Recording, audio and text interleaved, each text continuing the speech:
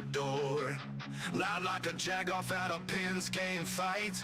Brace yourself, this ride ain't polite.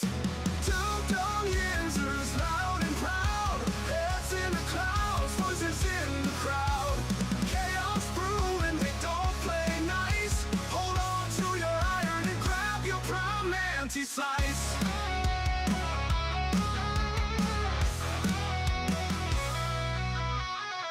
Tales from the burg with a hint of mayhem. Pierogi powered, nothing can constrain them. Knocking back stories like an icy cold brew. You never know what these two might spew.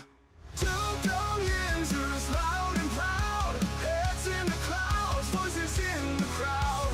Chaos brewing, they don't play nice. Hold on to your iron and grab your prime anti-slice.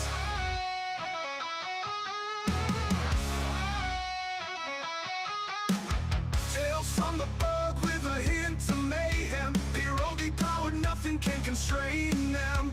Knocking back stories like an icy cold brew. You never know what these two might spew.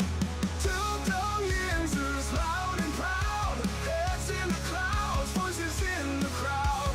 Chaos brewing, they don't play nice. Hold on to your iron and grab your prime anti-slice. Rivers collide where the laughs always flow. Black and gold thunder everywhere they go. The madcap kings breaking every mold. With two dumb Yinzers, the stories don't get old. Two dumb Yinzers, loud and proud. Heads in the clouds, voices in the crowd. Chaos brewing, they don't play nice. Hold on to your iron and grab your prime anti-slice. Hey y'all!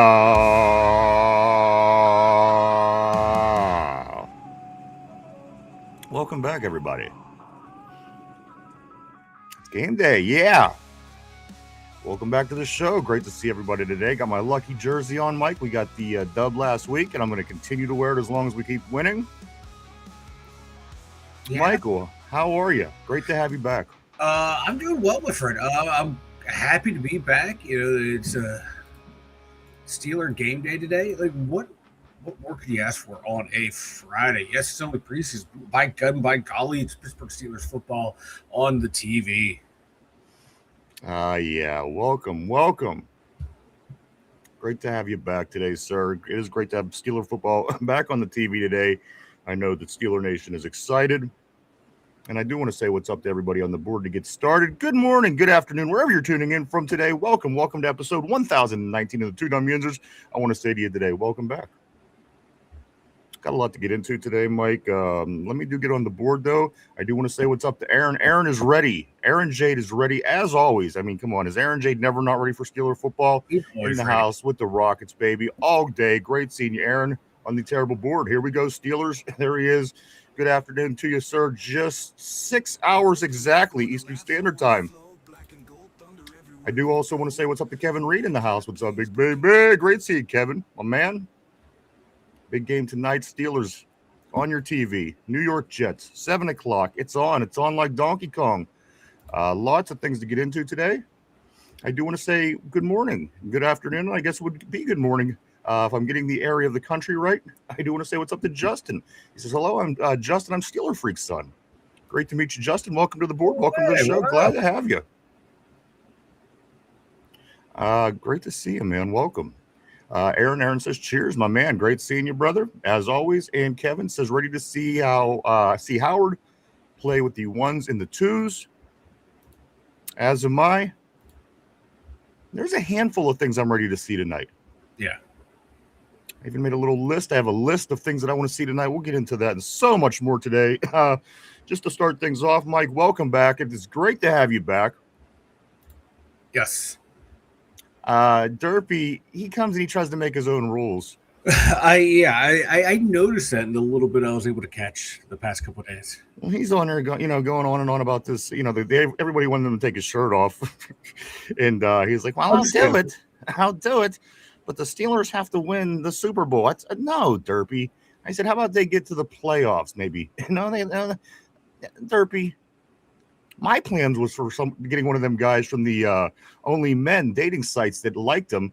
Yes. To come and titty fuck him or something like that. That's my idea of winning the Super Bowl celebration. Mine too. Yeah, that is a perfect celebration for the Steelers to win because we would be titty fucking the entire NFL. That's right, baby.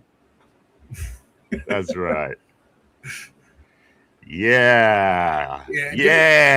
Derpy is something else. Glad to have you back. Have I mentioned that yet? You have. I'm happy to be back.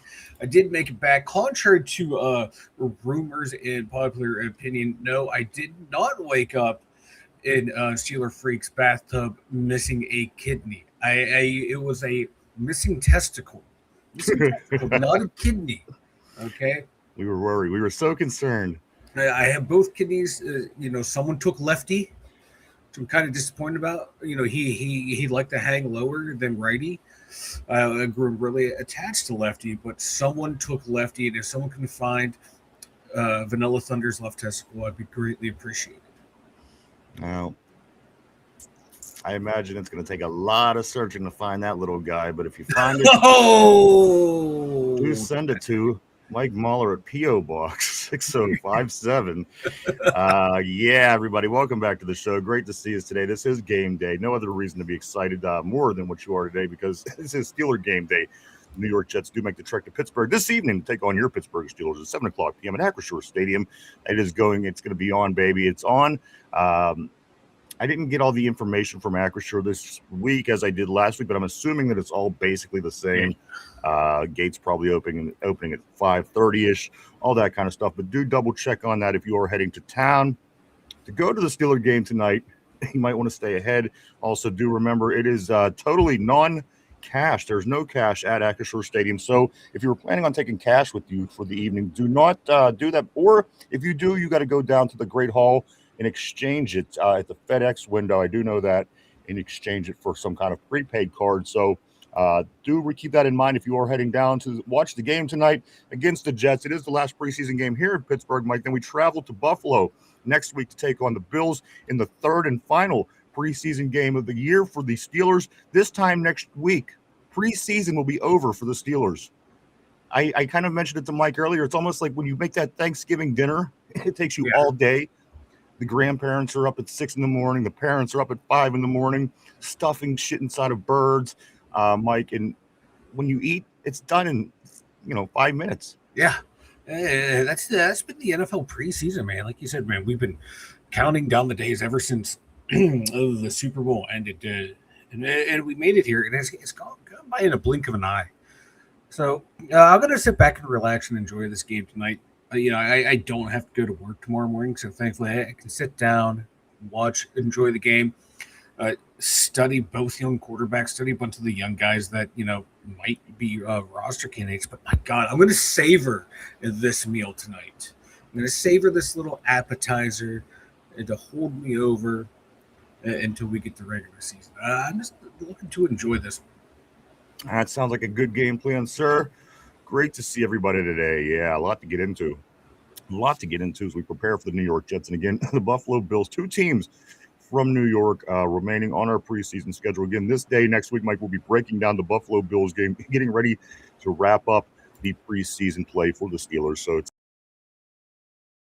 coming fast. Let's see, today I got my lucky shirt on. We won, Mike, as I wore it the first week in preseason. So I'm going to continue to wear it to see how we go along, how it all works out, because the football gods, they do pay attention to that kind of stuff. They do. And this is a very superstitious town when it comes to our sports, and you better keep it going. I do want to say right here, what's up? Good morning, good afternoon to you. Yinzer Joe, he says, what's up? You two dumb Yinzers, what's up, Yinzer fam? All good in the hood, brother. Great seeing you as always. Yinzer Joe in the house. Let's go to Tortilla says this: if we trade JPJ, I'm going to root for the Browns. Looking some good logos there, and also, Mike, I did want to mention while you were out, Finch stopped by and we was talking about Finch's teeth, and he was surprised. Apparently, he seen the emoji. He didn't realize it was his own teeth, though. How do you not recognize your own teeth? Well, because it kind of looks like a smiling vagina, but perhaps that's what he thought. Like, has he seen his mouth? Exactly. My thoughts exactly. You know, they say a good pussy looks like a sideways macaroon. I say nay. A good pussy looks like Finch's mouth. That's what I always thought. Call me crazy. But he signed up, got his membership, Mike, so he could use his own emoji. So there you go. Welcome to Finch, of course, a part of the team. Right here is Yinzers Joe. He says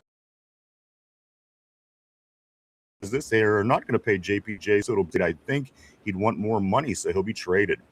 It's very interesting situations going on. We're hearing about teams that are interested and wondering. One of the words that is used is wondering. As I'm trying to get all this together, nothing really solid, but they're wondering what's going on with JPJ. We'll talk about that here shortly. Wondering and potential. Yeah, wondering and potential. Tortilla, he says this. He says, and I do want to say what's up to Tortilla Jackson, all the way from Sacramento, California. Great seeing you, Tortilla. He says this. JPJ wants his money in cash. He wants it in a brown paper bag and small unmarked bills behind the dumpster, behind the first Rite Aid parking lot is how he wants his money. That is great. That is great. Fuck yeah. Give it to me. That old-fashioned deals behind the dumpster at Dollar General. Yeah.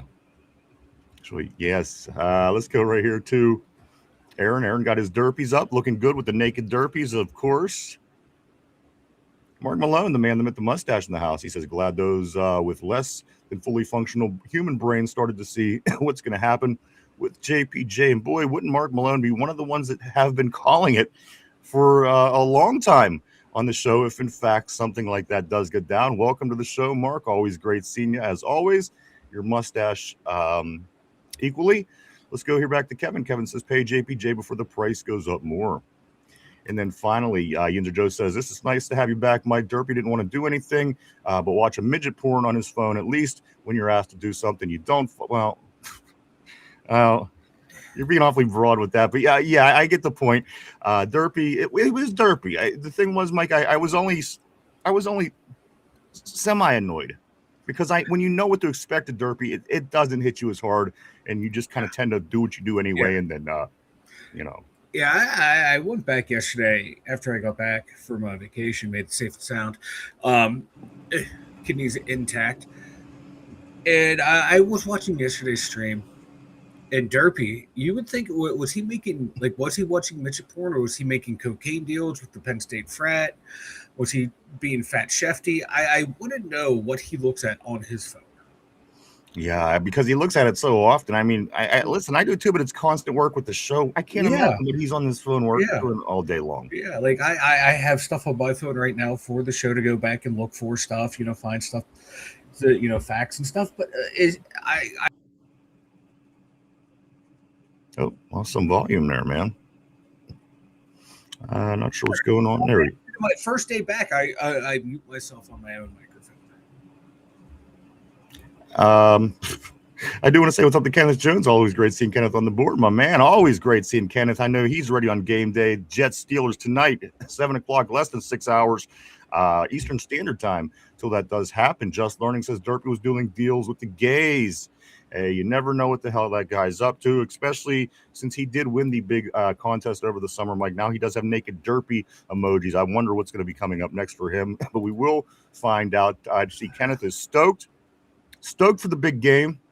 Lots of things to get into today, Mike. We do have at the end of the show, we have the Duquesne Pilsner trivia. What's in the box game? That is today. Of course, Mike, first week he had 8 crickets. The second week he won a can of Duquesne Pilsner beer. The following week, what did you have to do? What was the? You had to wear the Guardian cap. I wore the Guardian cap in solidarity with Jeremy. That's right. You got to wear the shower cap because you fought tooth and nail not to wear it on a regular basis. So I had to make it so you'd wear it if you lost a question. And that was, of course, to replicate the safety caps that the NFL players are wearing. What will it be this week? Will he get it right? Will he get it wrong? And what the hell is in that box? We will find out at the end of the show today. Do stick around till we get to that point, guys. Let's also say this. We are also having a network sharing project go down this weekend right here on our channel. So like that little logo that you see directly below me, more than likely, if you clicked on that, or if you just went straight to YouTube and came to our channel, there will be a marked playlist with a handful of new podcast streams, shows, context and such. Content and such. Come check it out tomorrow, as we will have that up. There's going to be a variety. There's going to be some familiar names on there. There's going to be some unfamiliar names on there. Come check it out. Show some love. Show some support. Hit some likes. Hit some follows. I'm sure everybody would appreciate it, guys. That's tomorrow. Check it out. Check it out. A lot of good content that people are putting out, and we're just trying to, like Brian said, spread the love. Absolutely. Like Derpy spreads it on his victims. Yinzer Joe says this. Maybe Derpy was JPJ tracking for us. Derpy is our kaboom. Derpy was knowing Derpy and his hatred of all things Penn State was trying to track JPJ a plane ticket out of town. Perhaps. That's what I'm going with. I also do know this, Mike, as we are getting into the Steeler talk for the day. A couple of things that did catch my attention. Caleb Johnson had 5 snaps last week. Yeah. 5 snaps. McCarthy said it will be more this week. He wanted to get a look at other people, perhaps younger players, something along that line. But Mike, as of right now, Caleb with 5 snaps last week. Mike McCarthy not only says he's going to do it, he says, I believe KJ will get more action versus the Jets. You're the one that calls the plays, man. Right? You believe. You're not only the head coach, you're also like the offensive coordinator as well. You not only do you have say, you have ultimate final say. Is that your way of saying you're probably not going to get much more than the 5 touches that you had right? last week? Like that's like it's not. The head coach is talking like that. If I'm KJ, I'm worried, but like at the same time, with the snaps I get, I'm going to make. Want to go out there and make the most out of him. Like I want to see more of him this week. Get a good look, because McCarthy did say beginning of when he was hired, the slate is wiped clean for everyone. That seems the case for everyone but Caleb Johnson. Yeah, it's like right. he's granted, he sees him in practice every day. We don't. So maybe he's thinking, I've seen enough. I don't want to see any more. But throw him out there, man. In some live action, let's see what he can do.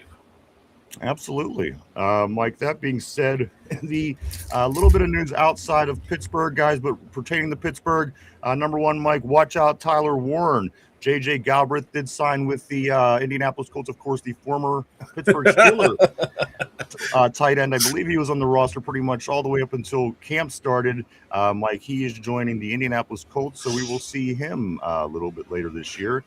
And finally, Tua is getting a nod as long as everything is fine and healthy and good to go here in 23 days. That's right, 23 days till we kick off the regular season against the Atlanta Falcons here in Pittsburgh, Mike.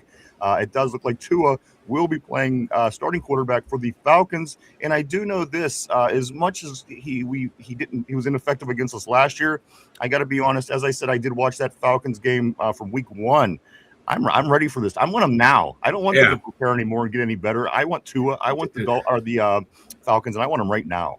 Dude, like their preseason game was god awful.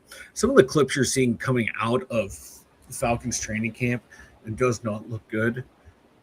So I'm confident for week 1, but I have that worry in the back of my mind. We are a Pittsburgh sports team. We have seen this ad nauseum where a team comes in playing like the drizzling shits, and then they get here and they turn into like the greatest team of all time. And then the rest of the season, they're the drizzling shits. I do want to take a moment. I'm just worried about that. To welcome back another great Mike, another name, a regular season great, back on the terrible board. We love to see it. Miss Pittsburgh, welcome back to the show. Always great seeing Miss Pittsburgh. It's time to go. When you get the gamers back in the house, baby. Miss Pittsburgh is certainly a gamer. Yeah, go ahead, Mike. I just love how she just kicked in the door and said, "Good afternoon, everyone. Miss Pittsburgh is back in the building." And that's how you reintroduce yourself. You might as well just said, "Good morning, bitches." Right? She's back.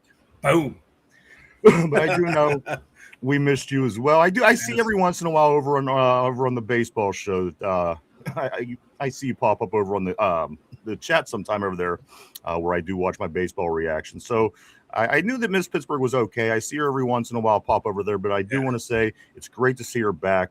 We missed you. Always great seeing you. Here we go, Steelers. We're back at it. We're back at it, sister. That's right. Tonight, 7 o'clock, Steelers, Jets. Here we go, Steeler Nation. As Miss Pittsburgh is saying, in the Rockets with Aaron, the terrible towels are flying on the terrible board, guys. It's time to get into some Steeler talk. Mike, so over the past 24 hours, certainly wasn't available yesterday whenever we were on the show. Some news came out that multiple teams, Mike, are monitoring JPJ as a potential trade target. Again, this is a battle that this is a term that I didn't have them at, Mike. I had them signing JPJ sometime before the next 23 days is up and ready to play football. Mike, so what is this story? I'm sure there are people monitoring and paying attention to what he's doing. What's the next step with this, Mike? Where does this take this situation? Well, we had this report come out that teams were looking at JPJ. My first thought is like, okay, this is a bargaining chip from either his camp or the Steelers, right?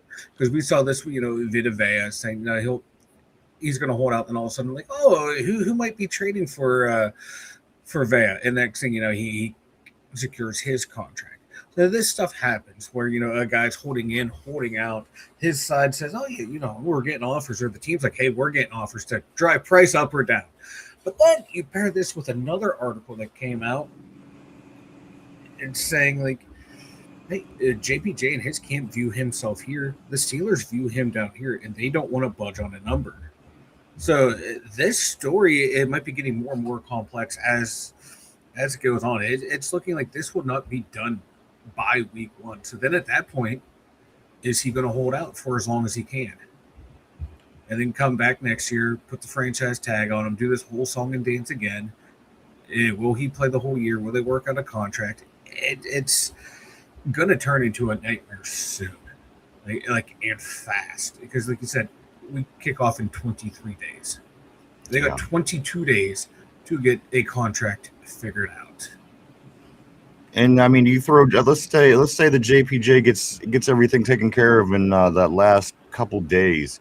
Is he even prepared to play a football game? Like, he's not participating with the team. He doesn't. I mean, he's done. He's been there for all their classwork, all their film studies, all the meetings for that.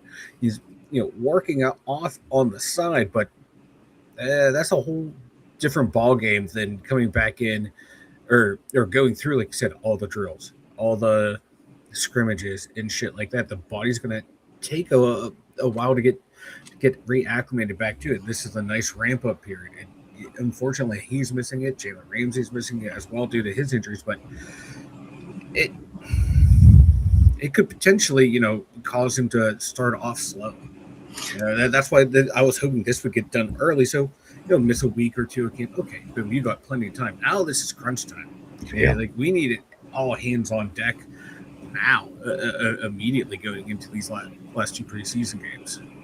Hey, Lindsay, always great seeing Lindsay on the terrible board. I know she's ready for the Steeler game. Lindsay, I do got my lucky jersey on until the Steelers lose. This will be my lucky jersey. So for you, sister, the TJ Watt back in the house today, getting ready for the Steelers. The Steelers hosting the Jets this evening, 7 o'clock, guys, less than 6 hours away from kickoff as of right now. And again, this time next week, we've already wrapped up the preseason. So, guys, it's happening. It's happening fast. There's 23 days till we do kick it off against Atlanta. So JPJ, the news is still, it's in the balance, Mike. Nobody knows literally nobody knows what's going to happen in this situation. It may lead all the way to that pesky franchise tag that I've been calling all along next year. But let's hope that it does get taken care of sometimes in these next 3 weeks. Mike, I'd like to have everybody available to participate in week 1. My other question about preseason, you did mention half of the question when you said this, JPJ and Jalen Ramsey and both starting receivers. Let's be honest, Mike, is this just the wide receivers? I'm sorry, the starters are just not getting the participation in preseason, or is everybody really injured? Because that should be more concerning than if these the superstars don't have to participate. Those are two totally different situations. Like, are all these superstars injured? If they are, is that a concern? And two, is that more than likely this is what we're going to see from McCarthy in the early stages in the process of a season for now on? From what I'm hearing, like definitely Michael Pittman, he's dealing with a hammy issue. It's been tight on him. So that one right there, I don't blame taking the time with it because we've seen hammy issues, like you said.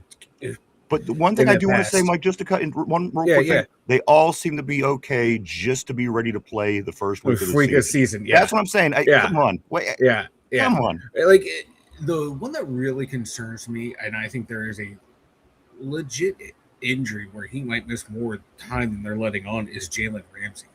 Because if he was on track to be ready to go week 1, why is he still on the PUP list?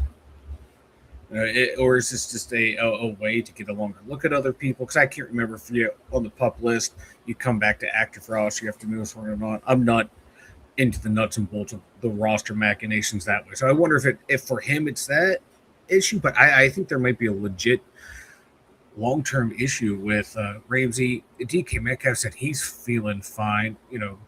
Pittman's saying he has that little tightness, but for me, this is like, okay, well, we're not going to play these guys.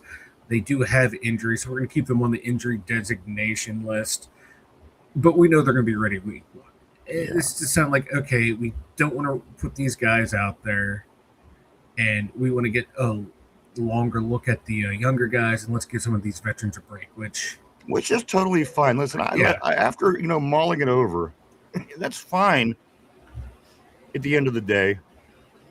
But again, I still want to see the yielded results. I mean, if these guys, if you're prepared, good. You go out there and you could run with the run and gun, the run and shoot, the West Coast style offense, whatever they want to call it. That's good. But if you go out and you're not ready to play, then that's not cool. Again, at the end of the day, that's a whole different debate for another day. The way they participate in preseason. But at the end of the day, if you're not ready, then you guess what? You kind of effed us and you effed yourself because. Mike, think about it. We beat the Ravens by a field goal. Yeah. At the end of the game, week 17, you drop one less game during the season. Yeah. That's the different situation, and you don't have to worry about that particular coming down to that field goal. Yeah. So early wins. You know I'm always about the early wins, coming out strong and getting them wins early. The teams that you're supposed to beat, get them wins. That way, once you hit that hard stretch and then toward the end, it's going to come down to the Baltimore game at the end of the year. You don't want to put yourself behind the 8 ball by losing a game to the Falcons or the Tennessee Titans or whoever's coming up down the road here. So again, that's always my big thing. You're going to handle the team the way that you're going to, despite whatever my opinion is the way it should be handled. At the end of the day, please be prepared and ready to play top level football in week 1, because if the other team prepares better than you, they come out and beat you. Now you're again behind the 8 ball, and that's a win that you should have had. That perhaps you're looking at a game-winning field goal to end your season, as it did the Ravens season last year, or not. So again, control what's in your hands, control what you can control, and take care of those early wins when you could get them. Because again, at the end of the day, other teams will. The Baltimore's, if they end up beating the teams they should beat, or Cincinnati or Cleveland, then again, we're fighting an uphill battle. So get everybody prepared. That's my big concern. I want everybody to be prepared to play high-level NFL football in week 1. Just me. Call me crazy. Yeah, and I'm there with you, but I'm also understanding like the way you see the league and a lot of teams operate now. It's like that first game, they're willing to use that as their preseason game for some odd reason. Not to take the L, but like we're going to go out there and now we're going to play full force. If we stumble a little bit, okay, we still have a lot of time to catch up. I don't like that philosophy because I'm like you. Let's get the wins early, because if you do stumble late, you have a cushion to course correct. Whereas you stumble early, you got to be on point and down the line. I remember Baltimore started 1-5. Were we good enough to come back from a 1-5? Not everybody can do that. Yeah, not with like the way our schedule's backloaded on paper. So I'm with you, but I understand like the other side of the argument. I wish I had a real strong opinion either way. Because I could be talked into either side. Me too. More that old school. I want to see just a handful of reps for the guys and then shut it down like they used to, and not hope to use that first couple drives of that first game to knock the rust off. I'd rather come out firing and ready to go because we've seen what bad starts can do to a team, man. And, we've overcome them in the past. But, I was hoping for a nice get shot out of the cannon type start this year for the team. All right, let's get on the board, Mike. Yinzer Joe, he'll demand a trade just to try to force the Steelers' hand, but they'll trade for him for a player and a high pick. Lindsay says, I know, I'm so excited. Laugh my ass off. Just Will and Al. Yeah, for sure. Right Mark there, Malone agrees, says, me too. Lindsay follows it up by saying, I'm just happy we have football, to be honest. I'm right there with your sister. And she says, Ramsey definitely is concerning me, but we have time, I guess. Let's go to Yinzer Joe. He says, Ramsey is playing the star role that they don't want teams to see how he's deployed. Okay, fair enough. Let's go here to Mark. Mark says, IMAX concerns me as well. And again, the offensive line, I mean, are they getting enough attention? You'd like to think that they know that they have problems, and I'm sure they do, and I'm sure it's getting worked on. But at the end of the day, we're going to be watching that offensive line closely tonight and how they block for their second-year quarterback, and then ultimately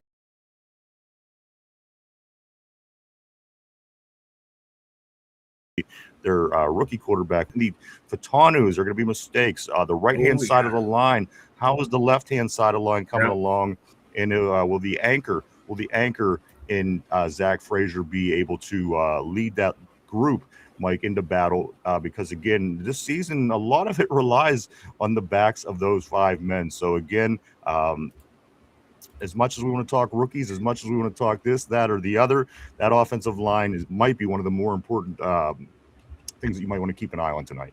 Oh yeah, big time. Yeah, outside of taking a look at Caleb Johnson, obviously the two quarterbacks. It's that O line. Can they, especially whoever's running out in that first grouping? If we're going to see Fatano and Dylan Cook, I want to see much better out of those two. Whoever's starting at right guard, I want to see someone that we can be comfortable with, because I really wasn't comfortable with the guard position or the tackle play. I want to see those two right there off the top, Dylan Cook and Troy Fatano. But also a name to keep an eye on, Roger Jones. Quietly having, for what we're hearing, since he's come back, has been having a really good camp, really good showing in practices, really impressing the coaches, and they love his flexibility, that he seems comfortable now to play both left and right. So there's a lot of elements on that line to take a look at. Definitely we're not going to see Mad Max. So I would see that entire right side, and plus Fatano, how they all play. Yeah. Absolutely, Mike. So many questions still on that offensive line. You waited for preseason to get here to get some of these questions answered. How many of them are actually being answered by now? Not too many for us just yet, but there is still a lot of things to get into. Let me jump on the board right here. Vegas says we were plus 1.5 tonight. So follows it up by saying, I see Geno getting sacked and fumbling. Of course, Geno Smith returning to the Jets to take the starting role, at least for tonight. He will be. We will see Geno tonight. At Heinz, at Acrisure. I mean, I do want to say this. Speaking of Heinz and Acrisure, that grass was beautiful. Oh yeah. Whether it stays like that again under the Western Pennsylvania weather and the wear and tear, I don't know. We'll have to keep. We'll certainly be paying attention. But that grass was wonderful. Oh, It beautiful. didn't even feel like a Steeler home game watching the game last week. It was like what stadium is this? I haven't seen it look that good in a long time. It's almost like I don't like it because well, listen, again, you know me, I'm an old style. I liked it when football was mud and things like this, mud and blood. But at the end of the day, once you take that dirt and you make it pretty, it's almost like Aliquippa's Field. When it used to be the pit, it was scary and you didn't want to go there, and it had holes and divots and just all those things that made it the pit. It character. It had character. And then once Heinz Field came in and did their thing and turned it into Heinz Field, it's beautiful. They got the rug, they got all kind of nice stuff going for them. So to me, it's kind of like that in a way. It's great, but you end up losing a little part of the game with it when those things happen. I'm sure the players love it because less chance of falling and injury. But as a fan watching it, I like you, man. I love seeing a beat up field. It's a game was played on there. Men were beating the fuck out of each other. Let's see how the 6 pit games go and the 8 Steeler games and the high school games and the concerts. I'm sure Bruce Springsteen will come to town or some crazy shit like that. Who knows? Let's get back on the board. Mark Malone says we need the Dunkmeister to come through. Yeah. And I do want to say welcome to Vegas. Great seeing you all the way from Las Vegas in the house. My man, great seeing you. Yinzer Joe says this. I see Spears Jennings getting a pick from Geno too. That'd be great. Again, no turnovers.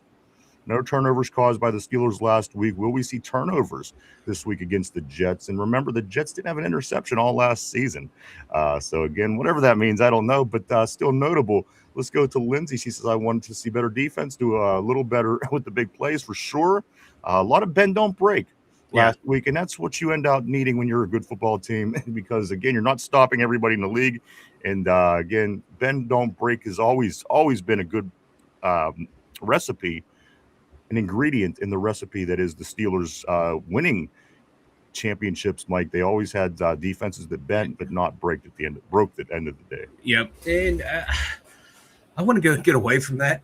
I'm tired of the bend don't break. And I get it. They're still playing vanilla on offense and on defense. There were some wrinkles thrown in that we haven't seen in my God, going back to like the Keith Butler days at the tail end of the using the zone blitz schemes. We saw some of that sprinkled in. Maybe sprinkle a little bit more of that in. But what's really concerning, again, is the middle of the field defense. Yes, I know it's just preseason, but that's one of the things we've been talking about my entire life is defense covering the middle of the field. I would like to see that fixed, even if it's just the preseason. You know, my heart can only take so much. But I'm not really worried about the turnovers and interceptions. They'll come. They'll definitely come. This team, for the last handful of years, has been one of the best at causing turnovers. I don't see that changing. I see a lot of the same personnel. Graham runs an aggressive style defense. So they'll come. Yeah, what did I see? Something about Graham. Where do we go? Right here. NFL media Greg Rosenthal says Patrick Graham could be an upgrade over Mike Tomlin and Pittsburgh's recent defensive coaches. I sure hope so. Again, Terrell Austin was kind of a nightmare.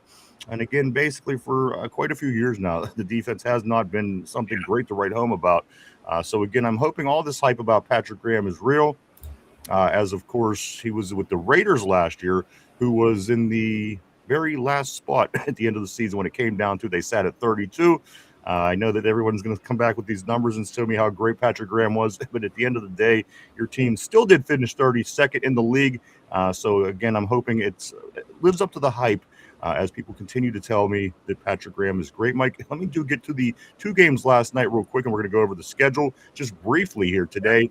This is what it looks like for the weekend last night.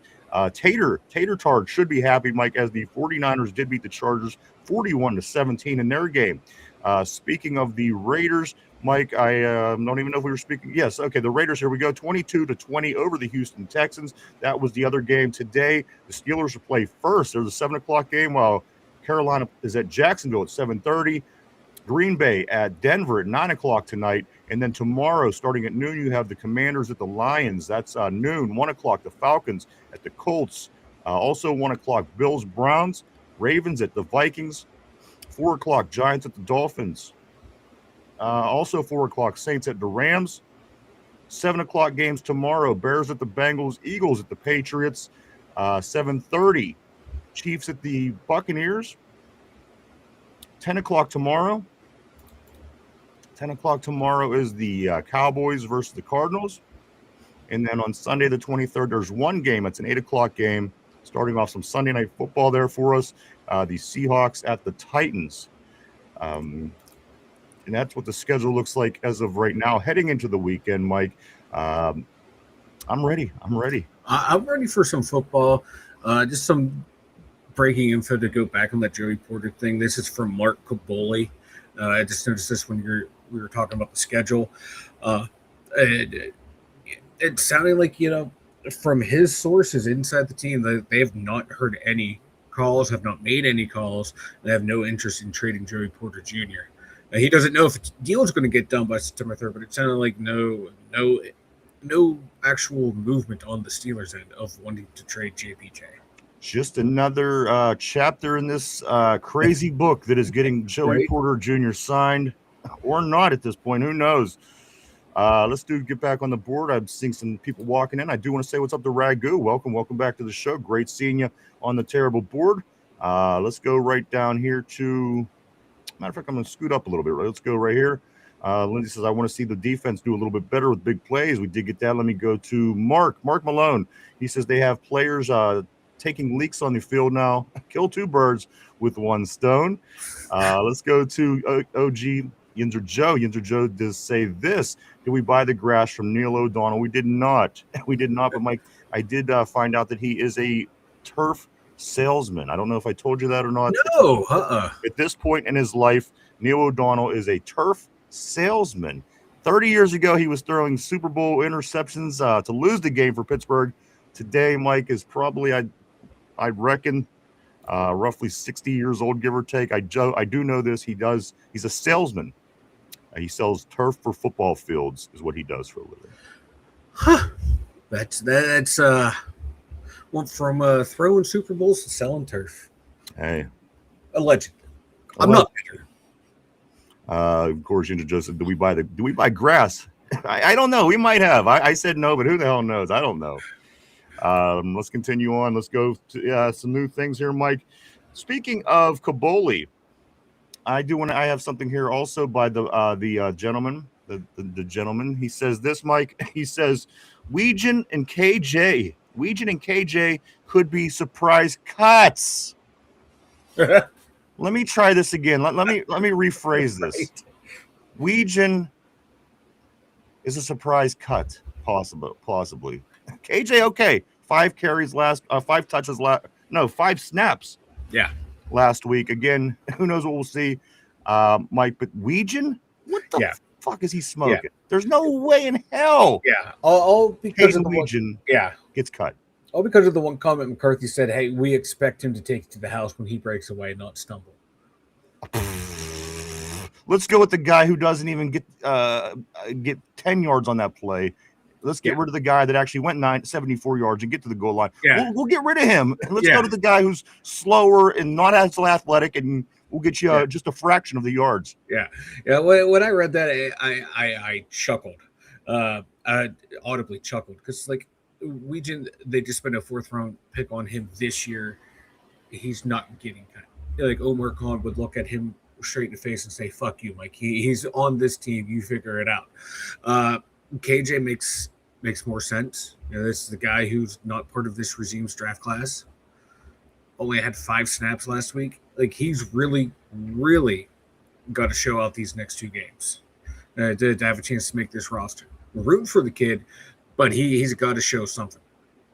I know, like, the offense scheme, the block scheme that we run, it's not what he's best at, but them's the breaks, kids. It's the boy league now. Sometimes you have to adapt. Let's say we get very little results out of KJ tonight, as we have through the first season until this point. KJ might not be around in a couple of weeks, Mike. He might not. At the end of the day, people are going to argue. They're going to say he's a 3rd-round guy. You haven't had a chance to see what he's done. But at the end of the day, he hasn't done enough to get himself in that position to be somebody that's notably at the end of the day, Mike, I don't know that there's much that he could do left at this point to not be released by this team or shuffled down into the squad. Something is going to give Mike, because I've literally seen KJ do nothing all the way through. And again, I don't know how much I'm going to put into that. That I don't put anything into that. Exactly. Yeah, I know. But how much of it was put into it last year? What if that was the concern under the Tallman regime? And if it was, how did it carry over so far into the McCarthy regime? Something tells me there's got to be an issue with this guy. Again, at the end of the day, Mike, in my opinion, I think there's a very good chance he's one of these sneaky surprise cuts. Maybe not to everybody, but I think he could be a damn good candidate for that. Yeah. It's not unheard of to see 3rd-round picks get cut this quick, but it kind of would be for Pittsburgh. I agree. You usually tend to give guys chances, and you can argue, has he had a fair shake or not? You can make an argument either way, but the film's out there on him. It's not pretty, but give him a good look tonight. Give him a good look next week. Let's see what he has. Like I said, they see him in practice. We don't. For him, I'm willing to lean towards what the team's saying, because they seem a lot more than we do. Like, if he had extensive game film, that would be a different story. That be able to talk more clearly and intelligently on him, but what we've seen from him in that small sample size has not been great.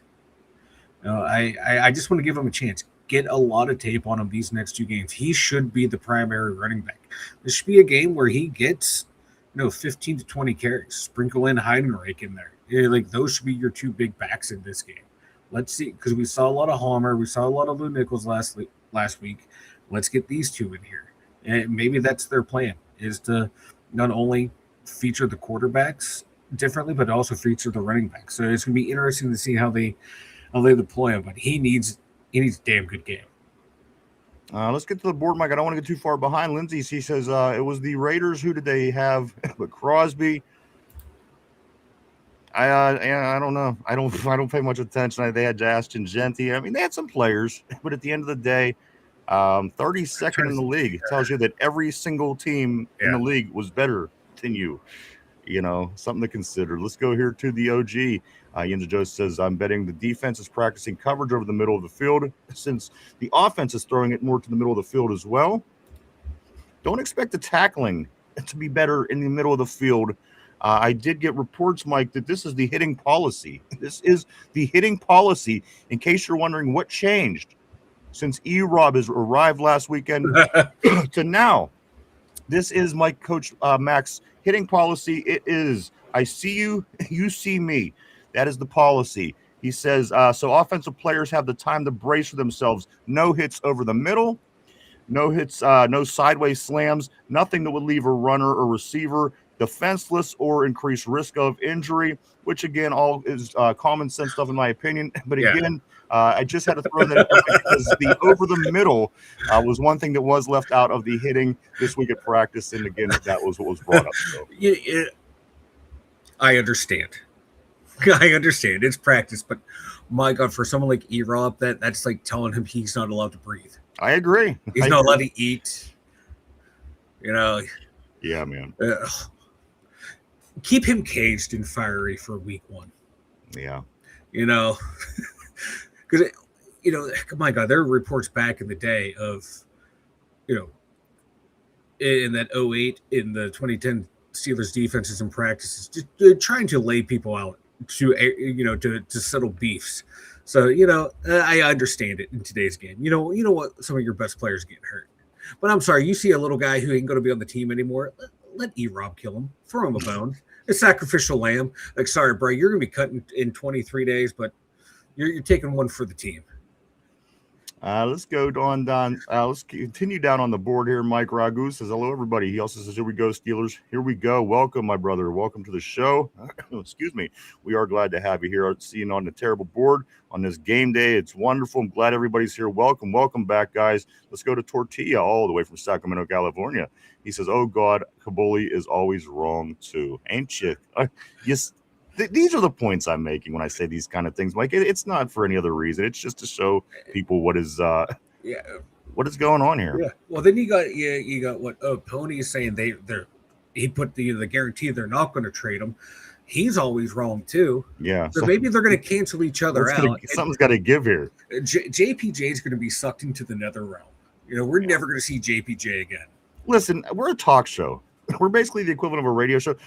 These are the people that are officially getting the news out to you. You see what I'm saying? This is why I complain. These are the people that are getting you the facts. When in fact, the facts aren't facts. This is what people believe are facts. And this is what's again going on. Mike Kabuli boldly stating that Caden Weegan could be a surprise cut. Again, probably the laugh of the day. That's interesting take. Let's continue on. Let's go to Lindsay. She says this. She says, because they aren't trading him. Same shit as TJ. Mark Malone says, Malone knows. Malone knows. Miss Pittsburgh. Miss Pittsburgh says, here we go. Steelers Nation. That's right. Again, great seeing Miss Pittsburgh back. Great seeing Ragu, guys. Everybody's ready for the big game. Just learning. Welcome to you, my friend. He says, Rico, really... Rodgers is really Uncle Rico, the time machine worked. Do you remember that time machine? He stuck that time machine that he stuck between his legs on the movie Napoleon Dynamite. If you've seen it, if you know, you know. Let's continue right here. Let's go to Yinzer Joe. He says, "Oh my bad. I thought Neil was selling grass. Lindsay says, get the fuck out of here. Vegas says, Weejan isn't getting cut. What the fuck said that dumbish? That shit's dumbish. Weejan isn't getting cut. What the fuck? Yeah, exactly. Dumbish. Not ish. It is totally dumb. There is no chance in hell. He made the best play on the team. Yeah, I'm sure he's going to be the guy. Let's keep it. Let's keep KJ, guy who had 5 snaps. But we'll get rid of Weejan, Let's go here. Let's go to Yinzers Joe. He says this. McCarthy did explain that remark more, saying he didn't expect him to get tackled. Let's go back to Ragu. Ragu says this. Super hot here in North Myrtle Beach, South Carolina, 99 in the shade. My goodness. It is summer, brother. It is summer again here at August 21. Very hot in Myrtle Beach. A good friend of mine lives in the Myrtle Beach area that grew up next door to me, actually, as a child.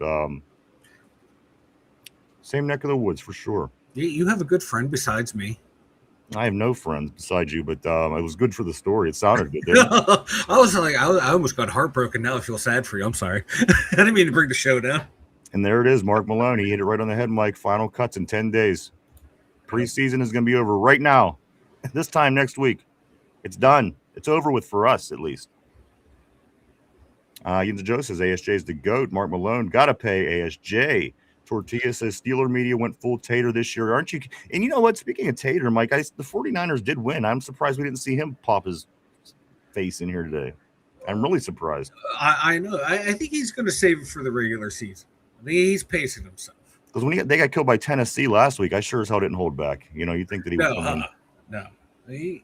Maybe Tater's learned his lesson. Let's go to the original OG Yinzers Joe. I do want to address this question. He says this. Did you guys catch the Tomlin on the Tonight Show at all? I did watch it. It was entertaining. I think that they should have thrown in the Tomlinism about if your aunt thinks your uncle and then it hates your aunt, whatever that shit was all about. But they had some good ones. Yes. They did pull out some good ones. The ingredients to the hot dog. All the classics. Yeah. For the most part, except for the one about the aunts and the uncles. But it was good, and he looked good. I have to say, he looked good out there. He looked, he's a good person. I never said that he wasn't a good guy. I was happy to see him, and again, looking forward to the future that he does have in broadcasting. We were actually going to pull up and do a reaction to it.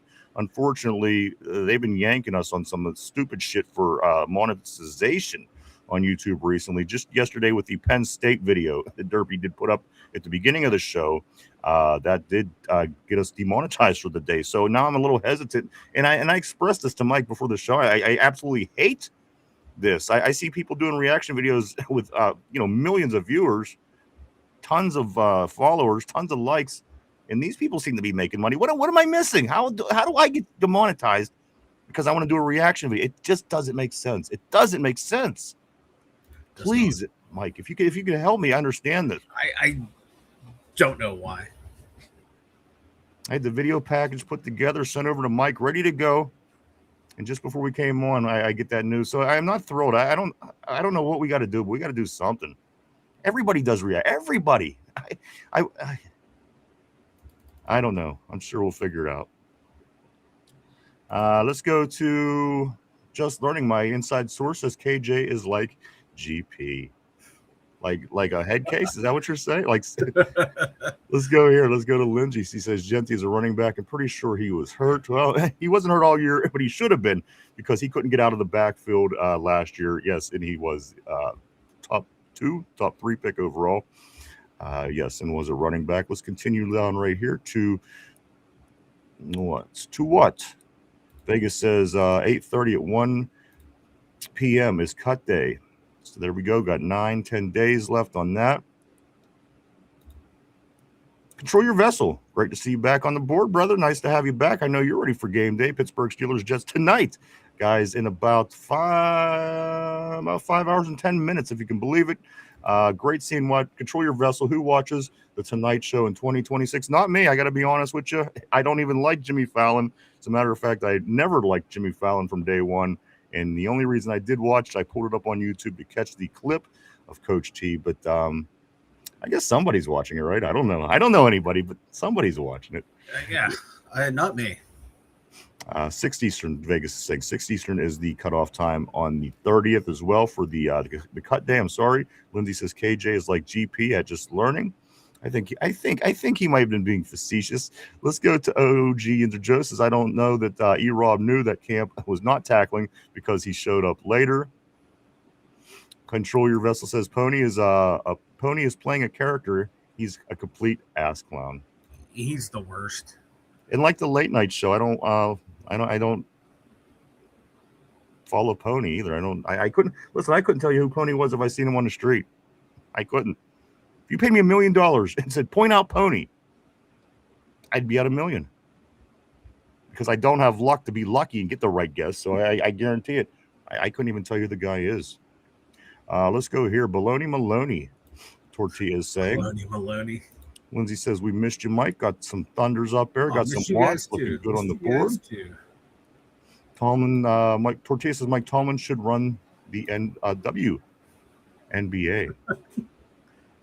Do a Lego, Mike. Do a Lego. A Lego. Not sure what the Lego is, but I do want to say welcome, Control Your Vessel. Jimmy's real lame, dude.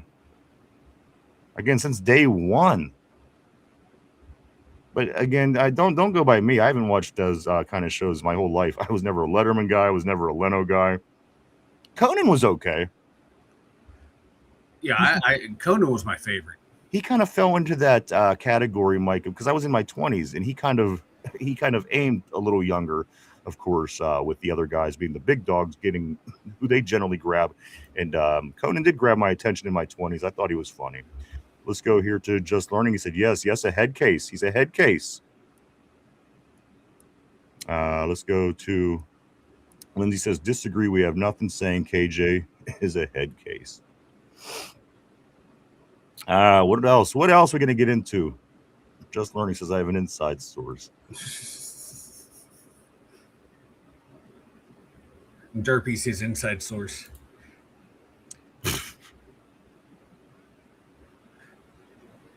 You know what? I'll get into this a little bit later. I don't want to get into it just yet.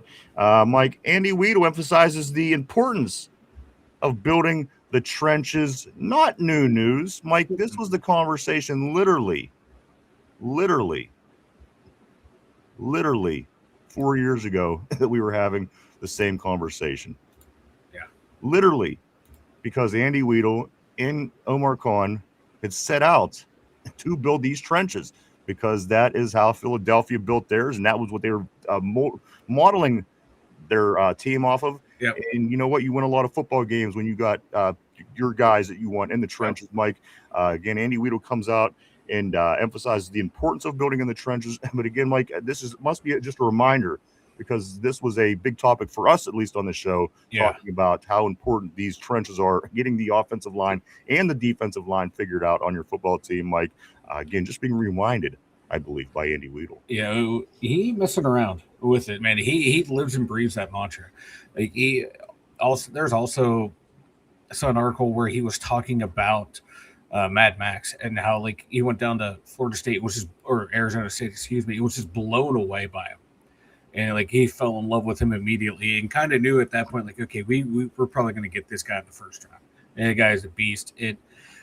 It doesn't surprise me coming from Philly, man. That's what they did. They built offensive line and defensive line. And then once you get those two established, you're able to have fun in the draft. You're able to move up and down. You're able to go, let's go grab 2 corners in the first round and have some fun. Let's reach for a guy in the second round just because we like his athleticism. Because, if your defensive line can control the front, you get those athletic linebackers flying around. They can do whatever they want.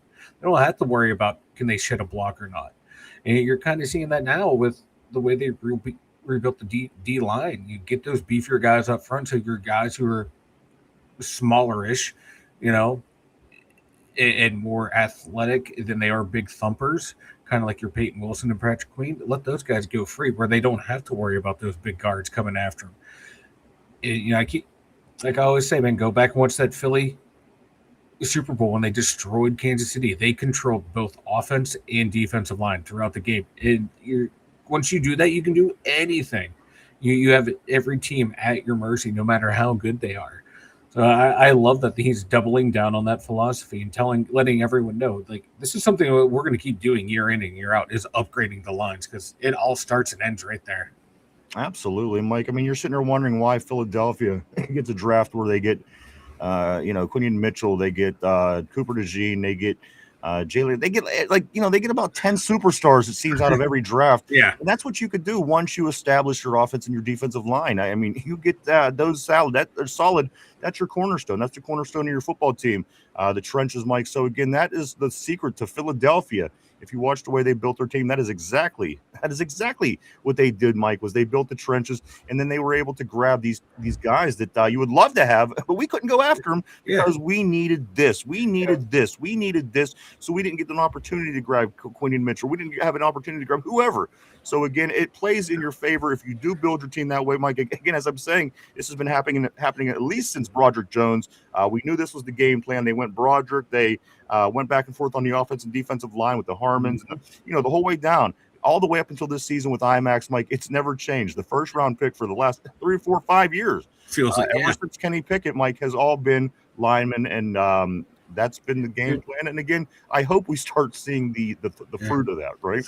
Yeah, and once you have your line built, you can start adding your weapons on offense to where your quarterback doesn't have to be the greatest quarterback to be able to make the right read and get the ball out, a la Jalen Hurts. Like like I've been saying for years now, you make the offense quarterback friendly, and that's what they're doing. That's what a lot of people keep. I don't know if it's willful ignorance or just not paying attention to what's going on. Like, that's what this team is doing. It's making it quarterback proof. That's why you trade for a DK, you trade for a Pittman, you bring in a Rico, you draft and develop people like Freiermuth, not Washington. You have guys where this quarterback's got to get the ball to him. Your line's going to give you enough time in the world to find that open read. You just hit the open man and let them do their thing. Let them create after the catch, and like, this team is on the cusp of that. It might already be there. So I keep hearing all these reports to marry back to the JPJ discussion of trade him for a first-round pick and go up and get your quarterback. They have their quarterback. And Drew Allar is their guy. Just look at the way Mike McCarthy looks at him and talks about him. Get used to the fact that he's going to be their long-term development for a quarterback. And just keep building around him the way they've been doing, keep adding final little touches here and there. Like, this offense is ready to explode. Some places have them have the Steelers have one of the best receiving corps in the league yet. They haven't even played together yet. It's starting to get recognized as an offense that is building towards something good. I do have some numbers, Mike, to kind of go along with what you're saying. Mm-hmm. We're going to get to the quarterbacks. We're going to get to which players we want to see and what we need to see tonight. But first, Mike, this is ESPN's Mike Clay grades the Pittsburgh Steelers position rooms. Mike, the Steelers overall, he gives an 18 out of 32. That is overall. Beyond that, position-wise, by quarterback, he has us 22 out of 32 at the quarterback position, 25 out of 32 at the running back position, number 10, which I think is kind of high, considering that there's a lot of question marks with the number 3 spot at the wide receiver room. Mike, yes, you have a really good 1 and a really good 2, but beyond that, is that justify being a top of the 3rd in the receiving room? Again, still a lot of questions we're learning about Roman and about Jeremy. And people were making comments on the board that Jeremy is a starter. That's what Jeremy is a starter by default. If there was anybody else on this team, Jeremy would, not Jeremy, but Roman. Roman is a starter by default. If there was anybody else on this team, Roman Wilson might not be a starter. So at the end of the day, that's kind of my question there, Mike. I don't know if 10 is accurate, but it's the 2 that we got starters are really good. Yeah. It like the potential that if you're going to base it off like what people, the flashes that Roman has showed, and like the potential that we're seeing from Jeremy, I get why people would put us that high. All right, let's continue forward. Let's go to the tight ends. Mike, you have to figure we have Tonyan, who looked really good, Pat Freiermuth, a veteran, and the biggest tight end in the world. Mike, the tight end room for the Steelers, Mike Clay of ESPN gives them a 25 out of 32. Let me continue. Offensive line, 29 out of 32. Let's hop over to the defense, Mike. He gives the defensive line 3 out of 32. Also, edge, number 1. A lot of respect, Mike, on those first 2 layers. Yeah. Oh yeah. So again, 3 on the defensive line by Mike Clay. The number 1 overall with the edge rushers. The off ball, 28 out of 32. Cornerbacks, Mike. I'm wondering if this is considering this has JPJ involved, included. Mike, cornerbacks number 3 out of 32 on this list. And finally, safeties. The safety room that has a number 18. 18 the Steelers out of 32. According to Mike Clay from ESPN, that is the last grade positions that we're probably going to see, Mike, before the position grades. I'm sorry, before the season starts. Again, a lot of other important things are going on right now with the team. Yeah. Mike, how close do you think that these numbers are when you're talking about the Pittsburgh Steelers? Edge, spot on. Corners, I agree with that. Room is nasty. Safeties, I can see, 15 to 18 in that range. And that D line at 3, man. If Harmon can play the way this year, the way we think he's going to make that jump, and Cam is just Cam, I still think 3 might be too high, but top 5 by the end of the year, if everyone develops the way we think they're going to develop. Some of their offensive grades, especially like the offensive line, just have my head scratching. Like I think this group has the potential to be one of the better ones in the NFL, but that is just on potential. There's still, like we said earlier, man, a lot to work on it and see this preseason. I overall, not a bad grading on them. Just a couple of head scratchers, I thought, but nothing to where I'm completely taken aback. Yeah, I agree. Let's get to the board, Mike. I do want to stay caught up right here real quick. I'm going to go to Lindsay. Disagree. We have nothing saying KJ is a head case. Just Learning says I have an inside source. LOL. Excuse me. Gummed up today. I don't know what the hell. Let's go here to Lindsay. She says, like RB, huh? Tortilla says I'm inside the inside source. Just Learning says, don't give it away. Don't give it away, Mike. Control Your Vessel says, what do you guys think? Will they put Howard on the practice squad and risk losing him, or cut Mason? Mike, of course, the also some more news over the past couple of days. Possibly Howard and Rudolph linked to some different trade partners, Mike. Possibly Miami, possibly a backup at Buffalo. Some different names being tossed around as possible landing spots for either Mason Rudolph or Will Howard. Yeah, it wouldn't surprise me if they move one of the guys. It's Howard being younger might draw more interest than someone like Mason Rudolph. He's already an established veteran. If you want a team who's looking for a backup and also someone that they can potentially groom, Howard might fetch you more in a trade coming back than someone like Mason Rudolph. I don't think they're going to try and sneak him on the practice squad. Because you never know, a team might want to take a flyer on him, poach him, but and get him on their active roster. It's going to be tough. And I've seen a lot on the line too. Like someone's going to have an unfortunate injury and be placed on the IR. The NFL takes that shit seriously, putting people on the IR. Someone has to have a legit injury to be on there. So last year with Will Howard being on there, that wasn't stashing like a lot of people I see online saying. He was legit hurt, and he's not allowed to practice. He can only go to meetings. I don't think they're going to do that this year to him or Aller. I think they either go for or Howard or Rudolph's traded. All right, let's get into what we want to see and what we have to see and what we're looking for, guys, this weekend as the Steelers do take on the New York Jets tonight. Game 2 of 2 so far, Mike. We'll be wrapping up preseason on Thursday night against the Buffalo Bills in Western New York. It'll be all done. Preseason will be all done for us this time next week, Mike. Well, let's start with the quarterbacks. I think that this is the big question. This is the big conversation for most people. A lot of people are certainly paying attention to a lot more. But, Mike, I think the big story overall is the quarterbacks scoop. Quarterbacks,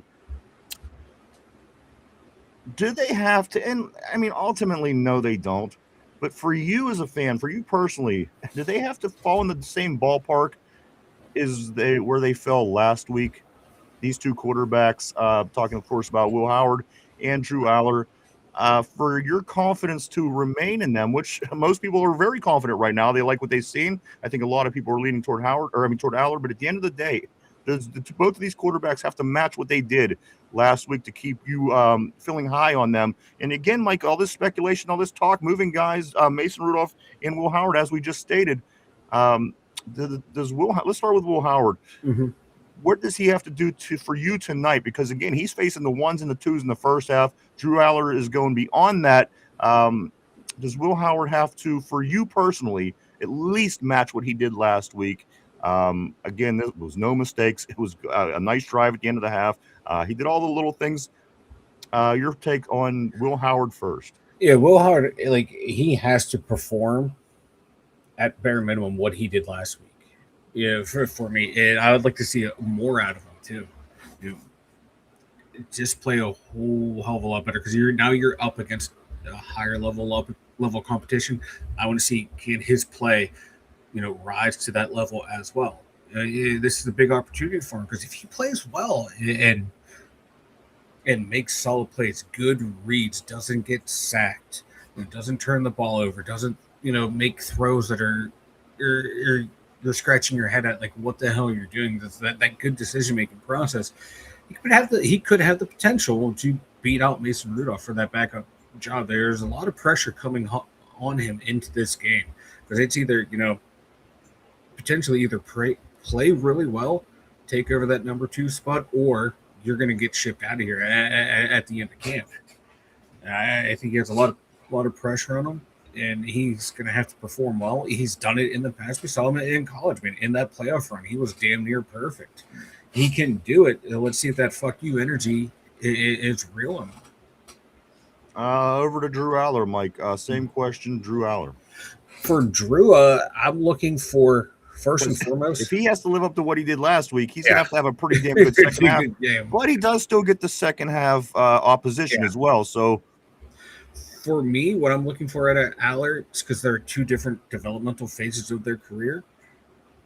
First and foremost, his mechanics. Are they going to stay consistent from last week to this week? That's number one I want to see, because in college, he was not consistent game to game or drive to drive in college with his mechanics. This is something they've been beating down into him. So I want to see, can he carry that over from game to game? Then I want to see his decision-making process. Is he as decisive as he was last week? For me, it's not going to be about the stats. It's going to be about the mechanics and the decision-making processes, because those were the 2 biggest things coming out of college for him. I want to see those improve week over week, because he's not fighting for the backup job right now. He's not fighting for the starting job right now. His job is just to develop and grow, and I want to see if he's doing that. Both quarterbacks are on 2 entirely different planes of projection right now of what they want out of them this year. So, unfortunately for Howard, the expectations are higher because they want him to compete for that number 2, and Allar is all about the growth and development. I'm right there with you. Let me grab a few messages, Mike, because they're starting to move a little bit here. I don't want to get far behind. Let me go to Lindsay. She says Mason can go, but unfortunately he's not. Let's go right here to what do we think, guys? Got that. Let's go to Tortilla. Tortilla says we're going to keep Harrison and Rudolph and cut KJ and Benny Sco. I do want to say welcome also, Miss Pittsburgh. I know she did get gifted on the membership. Welcome to as well on that. She is having some fun with the emojis. Again, lots of cool emojis on there, guys. She does have the brother. She does have the goat up there. There is Naked Derpy. There is also a couple of Vanilla Thunder. There is Finch's Teeth. There's also the Terrible Towel, the show logo, and a lot of the catchphrases from the show. It's only $1.99, guys. $1.99 a month. And again, you can cancel anytime. There's no obligation. It doesn't carry over, anything of that nature, guys. So do join in. You could get your hands on a lot of these cool emojis. Again, I fell in love with them on other shows that I like. And again, I think Mike, people were enjoying them here again. So do sign up for that $1.99 membership. That is a month. Everything else is free, though. Everything else is 100% free. Just Learning says this on the Debo show. A lot of players are low-key talking about the coordinators, like former coordinators. I think so, yeah. I mean, if we want to talk about what players are saying, I mean, it's going to make Tomlin look like a mess. And this is kind of why I don't do it. But, I mean, how much stuff have I seen over the past 3 months that former players, former coordinators. So, again, for the the piece of Steeler Nation. A lot of times I just don't cover it. We just don't talk about it. People get angry, which I guess who cares? But at the end of the day, They're not here no more. They're not helping us win or lose games right now. That's just how I've always been that. Like when a player leaves, I don't care who it is. Like, you're gone. I don't give a flying fuck anymore. well, I mean, yeah, but you got to put things into consideration. I understand your opinion, but if you're looking at the thing as a whole, it certainly comes up a lot for there not to be any of those kind of issues. But again, today's not the day. Let's continue to move along, though, guys. Lots going on. Steelers tonight. The Jets coming to town to play the Pittsburgh Steelers at Acrisure Stadium. Guys, let's get into a few things. What else do we want to see, Mike? Of course, the quarterbacks is the big topic. The offensive line is the offensive line. What kind of makeshift line is going to work tonight? We don't know. Of course, Will Howard will be behind the potential starting line as much as it can be at the moment. Again, facing off against the ones, the twos later on in the game. Who knows who will be in front of Drew Allar blocking for him? Mike, the offensive line, something that needs a lot of work. I'm going to be keeping an eye on the pre-snap penalties. I'm going to be keeping an eye on Troy over on the left-hand side. I'm going to be keeping an eye on the right-hand side just overall to see what's going on over there. Mike, the offensive line, along with the quarterbacks, amongst many things to keep an eye on tonight, this is one of my bigger things keeping an eye on. Yeah, big time too. Like I said earlier, I like Troy. I think it was just flipping back to that left side, that first game. I remember, I think it was last year, he looked rough that first game on the right side. Then after that, he was fine the rest of the way. I'm hoping that's just what it is, just shaking the rust off, playing live action on that side again, just getting the mental cobwebs out of your head and then settle down. I think he'll be fine. McCormick, I think he's a steady Eddie on that left guard. Frazier, best in the business. Now you get to the right side. Spencer Anderson, Brock Hoffman, someone please step up and lock down that position, because I'm not a big fan of either of them.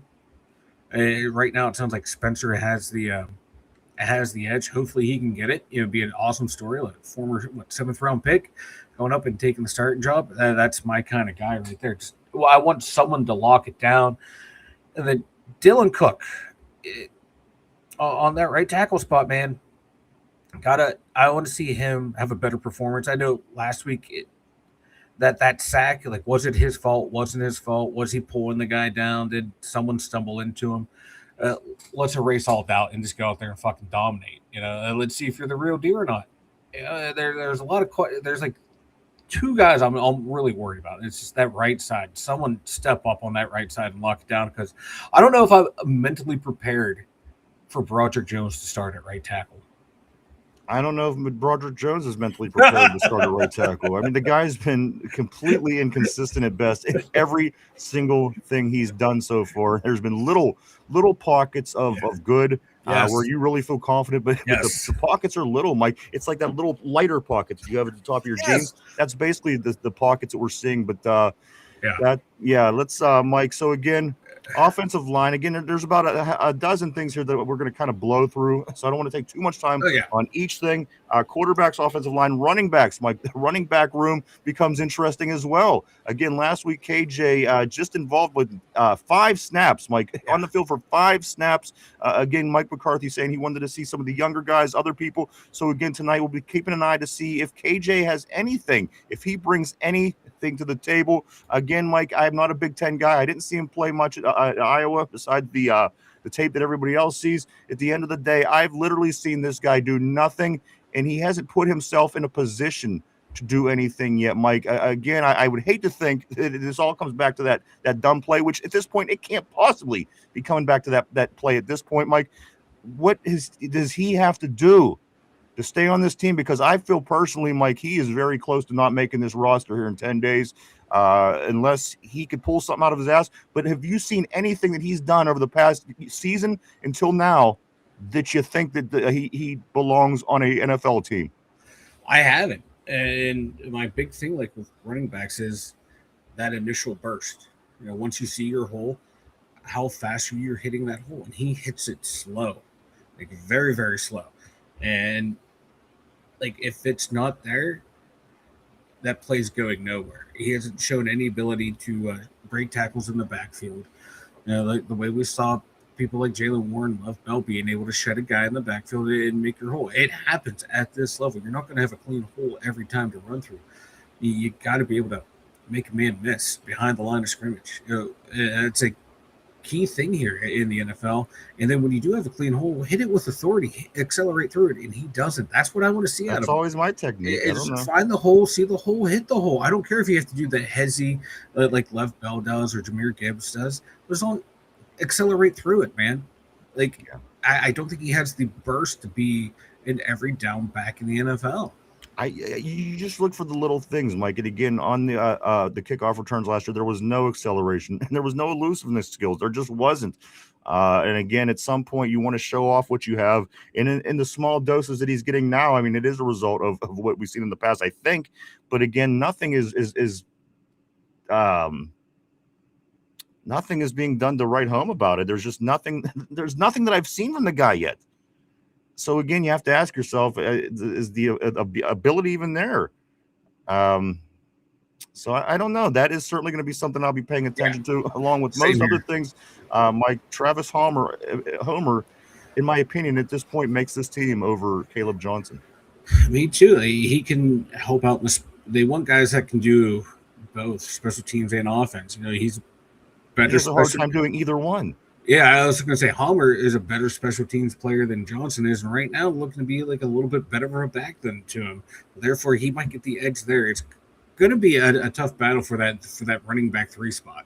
Moving across this offense, Mike, let's go to number 17 and number 14. Number 17 and number 14, Roman Wilson and Jeremy Bernard. These two guys are fighting. They're fighting for the 3rd wide receiver spot on this squad. We know who one's going to be. We want to know who's two's going to be. Hey, you know what? If these injuries are actually injuries and they could go longer, perhaps, than what we're being told, one of these guys could be your number 2 receiver before long. So at the end of the day, Mike, what do you got to see by Roman Wilson tonight? What do you got to see by Jeremy Bernard? Game 2, game 1, Wilson, 1 target. He did catch it. Jeremy Bernard a little bit more. He had some nice plays, a big shot down the middle of the field. Also that nice splash play on the right sideline, that breakaway tackle. A lot of things, Mike. What are you expecting to see tonight from number 14 and number 17? What I want to see is them both be used, not just in the slot, but outside too, because that's where they've been working, both of them, inside and outside. I want to see them get targets and what they can do with those targets. I want to see what they can do with the ball in their hand. We saw last year, in a small sample size, Roman gets the ball in his hand. He can make guys miss. He can make plays. But I want to know why he's just not getting targets in games. He didn't get him a whole lot last year. Hasn't got any in this game last year or last week either. And this is the game that he is supposed to be getting the ball. Yeah. You know what I'm saying? If they're not doing what you want, you say, all right, let's check them out at camp. Let's work them in the preseason. The fact that they're not getting KJ with 5 snaps. Yeah. And Roman Wilson, the other guy that you're wondering where his playing time is, he gets 1 target. Aren't these the games that these guys are supposed to be utilized and tested? Yeah. And so are we going to see more tonight, especially of those 2 guys, Mike? Again, going back to the running back room and staying with the wide. Are we going to see more of those 2 guys tonight, Roman Wilson and KJ? I haven't seen enough of either one of them, to be honest, since they've been on this team. Yeah. Not this year, not just preseason, not just camp. Since they've been on this team, I haven't. Mike, you don't have a clear assessment of either one of these players with Pittsburgh Steelers uniforms on. You just don't. Yeah, like tonight is the night for those two to ball out. And I would have to agree. Roman, that's it. It's harder to get those. You can manufacture targets for a receiver, but you're forcing your quarterback to do it. But you don't want your young quarterback to force the ball to do it. So he's kind of in a rock and a hard place. You got to hope the quarterback, gives you time to get open, and when you get open, you better hope he's throwing you the ball. But it's kind of harder judging than him. You have to watch his routes and all that blah blah blah blah stuff. But I just find a way to get him the ball so we can see what he's doing. It's nuts because apparently he's having this dazzling camp where he's turning heads, he's playing so well. Didn't translate to the field last week. Whereas Jeremy, you heard reports he's lagging behind in some things, a little slower to pick stuff up. You go out game day, and he was the one that had 3 or 4 catches that the quarterbacks were targeting. So is one a game day player and one's practice player? I want to see that. But I think this game, man, you got to see heavy doses of Roman Wilson and Caleb Johnson. Let's see if they get something out of your investment in it. At least like with Roman, you have some productive NFL film. I just want to more in this game right here to build his confidence going into the regular season. Because if you can do it in practice, that's awesome. If you can do it in a game, that's even better. But if you do it in practice or you come out in the game and it's just not there, that's got to be a killer to not only your psyche but the coaching staff as well. Yeah. What's the disconnect is what I want to know for Roman Wilson.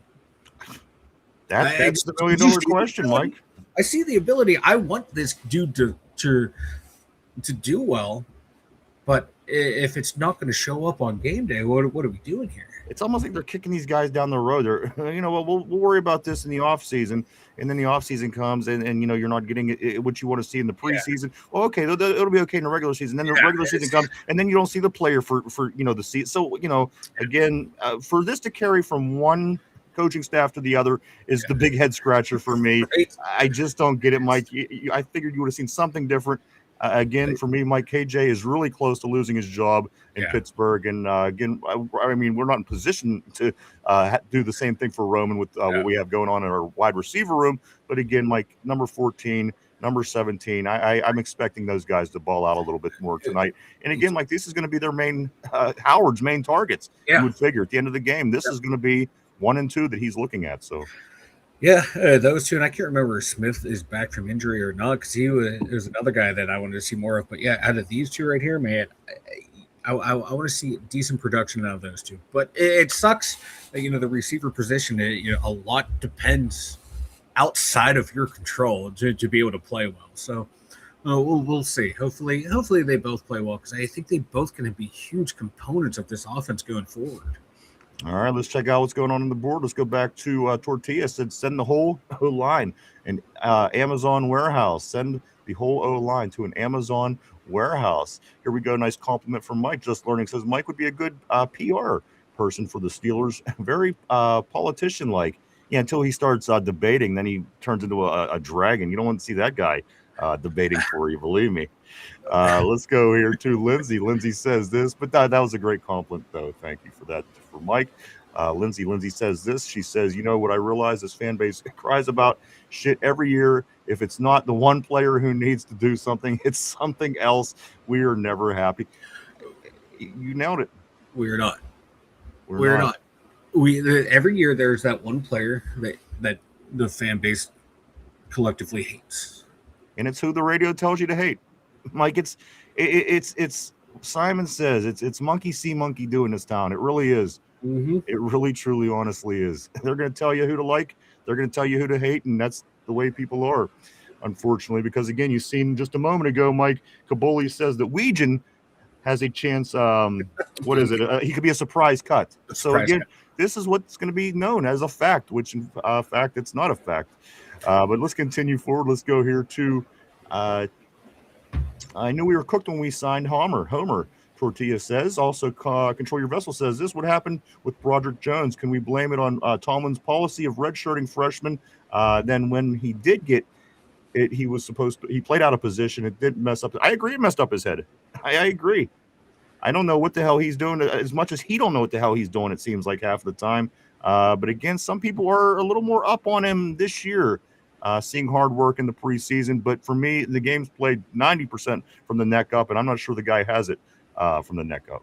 I think he might be a Chase Claypool type player. He had those great 9 games as a rookie on the right side, just being a dominant run blocker, and then that was it.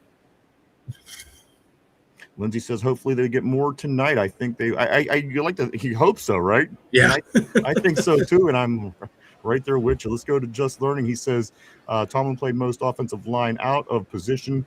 Look at the offensive line, man. That is with the Rams. He's doing great now. Let's go. He's doing good out there for sure.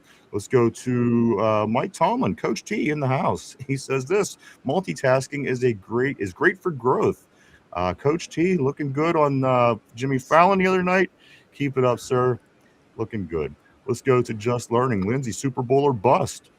Tortilla says multitasking is great for growth when you're scared of the middle. And finally, Lindsay says, disagree, at least a playoff win. We will see. Let's get back to what we want to see, Mike, also tonight in this preseason game against the Jets. This is what it's all about. Never about the wins, the losses, but you know what? We'll sure take a win if we can get it. Start this thing off with a 2-0. That just sounds better. It just feels better, and it just gives you more confidence. And then you have somebody like me come along and go, well, remember, Kenny Pickett had a perfect preseason. And then you're like, oh, shit, yeah. Fuck you, asshole. Fuck you, asshole. So, Mike, right now, the next couple I want to get into is right here at Weegan. I'm going to keep an eye on Weegan. I don't think you're not going to be able to keep an eye on Weegan, Mike. Yeah. The guy just looks like a pro. He looks confident. Again, he stands under punts with guys in his face, moving full speed. There's no shake in him. He is very solid. You can tell he's very confident, very focused on what he's doing, Mike. I'm excited to see what Weegan can do tonight. I'm not excited to see if he's going to do enough to make the team. I'm excited to see what he does. He's that kind of player, Mike. Every time he touches the ball, from what I've seen, again, let's go off of what we've seen. What I've seen from him in one play last week has me gushing, where KJ, I haven't seen one play from him since he's been on this team. It has me gushing. So, I mean, this is a different kind of player. This one guy, again, under Kabuli, these could be surprise cuts. One guy can absolutely be cut, Mike. Yeah. Other guy, there's absolutely no way. My eyes are on Weegan tonight. Mine too. Not just Weegan, but the entire kick coverage team. I want to see better blocking for him. And like he had some coaching, moments there where he special teams coach pulled him aside, like, why are you running around? Just follow your blockers. I want to see if that carries over right there too. I think this kid could be something special. Mike, I like him a lot. And listen, take away the 74-yard run. Would it be a different conversation? Yes, it would be. But you know what? I got a taste of it. I got a taste of what he could do. You lose that with Calvin Austin leaving. You would have liked to seen it more from CA3, but at the end of the day, you get that basically that kind of player back. And if he could be the one that's more productive, I'll certainly take that trade-off any day because, again, I've already seen a 74-yard catch, Mike, and that was Drew Allar's first pass of his career, albeit in the preseason. So, again, you like what you see. Just going by what I see so far, I love him. I can't wait to watch more Weegan. That is one of my highlights for tonight. Let's move on, Mike. Let's talk about ASJ, Asante Samuel Jr., who could be a lot bigger piece of this team than initially thought. Let's bring him in. He could be a good nickel. He could play the slot, and we'll be set. Well, Mike, it could be a whole different set of circumstances moving forward. If JPJ does not get things figured out in 23 days, you got to remember the Steelers don't do business. They don't do contracts during the season. So if something don't get figured out in the next 3 weeks, Mike, ASJ is going to be a lot bigger and a lot more valuable to this team. He's another one I'm keeping my eye on. Lots of success early last week in the game against the Packers. I'll be keeping an eye on ASJ. Again, he's a guy another one that he has to stay healthy as well. Like, because again, you lose this corner and JPJ is still out. Then now we're having all new conversations. Then that number 3 ranking as a position group drops precipitously. I want to see if he can keep it going. I always liked him when he was coming out of Florida State. Liked him at San Diego. Just want to see, can he be a true lockdown, follow the number 1s type corner? He is a smaller guy. I want to see him be more physical at the line, the way like Porter's can jam guys. But I always liked him, man. I just want to see him keep going because you can get him, Porter, Dean. Who's throwing on this defense? Yeah. Oh, yeah. I'm excited about Dean too. I didn't even realize he played last week, Mike. He played early, but and I didn't pay attention apparently at first. Let's talk about the middle, Mike. We're talking about that defensive line, of course, getting the big endorsement from from who was it? Mike Clay from the ESPN, talking about the defensive line, as you mentioned, by giving them the number 3 overall. Let's talk about the middle 5. I'm talking about the 3 up front and the 2 in the middle. Of course, your inside backers. What are you looking for tonight? Again, it's hard to tell. You're actually watching by individual, but again, you do watch the overall result. But what are you looking for mostly in the middle of that defense as far as stopping the run, as far as getting pressure on the quarterback? Looking at these guys, your YA Blacks, your Harmons, and then going back, of course, into your inside linebackers. What are you looking for on that level of that group of guys tonight? I'm looking for more out of YA Black. I want to see so much more out of him, man. I want to see him plug the middle of that defense. Be very consistent because I think Rubio is outplaying him right now. I want to see how both of those two fare because if Y.A. Black can just, my God, just get a draw at the line and force two people to him, that's going to free up so many people. Benton, that's what I want to see, Mr. $18 million man. He's next on my list. Go ahead. Sorry. Finish your sentence. I want to see if they're going to play him after signing that new contract, and I want to see him dominating out there. You were just rewarded, buddy. Go out there, dominate, get some pass rushes, blow some plays up in the middle. I don't want to see you get blown off your block. I want to see you, or blown off the blocks. I want to see you go back there and bully these guys from the New York Jets, man. You're top dog now, man. You're number 23rd overall, highest paid D tackle. Go out there and play like it. He's the highest paid Pittsburgh Steelers defensive lineman ever, Mike. Basically all off of potential. He had two 1 sack seasons, followed up by a 5.5 sack season, and they decided to give him big money. Yep. Again, this is a big question mark for me moving forward. I hope it works. But again, it's a question mark. Yeah. The guy, again, Mike, 1 sack over his first 2 seasons, had a hard time finishing plays. We've talked about that number of time over the years. And again, Mike, 5.5, or this past season, they say, all right, the dude stepped up, played the potential that we thought that he was going to play to. So we're going to give him this big money. Mike, was this contract a mistake, or do you like it, or in between? I'm kind of in between because I haven't had a chance to break down into the nitty-gritty of the contract because it was released when I was on vacation. I didn't have time to look into it. But it's really looking like it's more or less like a 1 to 2 year type deal for him. So I'm not that bent out of shape out of it, but he's got to live up to it, man. That's a lot of money put onto him. The potential is there. I just want to see it consistently and break through. Because if it does, man, this contract is a steal if he's going to live up to the potential that they think he can play at. But right now, they kind of an overpay. It's an overpay on him. I like what I see on film, but he got to finish the plays when he gets into the backfield. Lindsay likes the deal. She's saying on the board. Let's jump back on the board to see what's going on, see what everybody's saying. Let's go back to, I'm seeing some good ones here. I'm seeing some really good ones. Let me go to right here.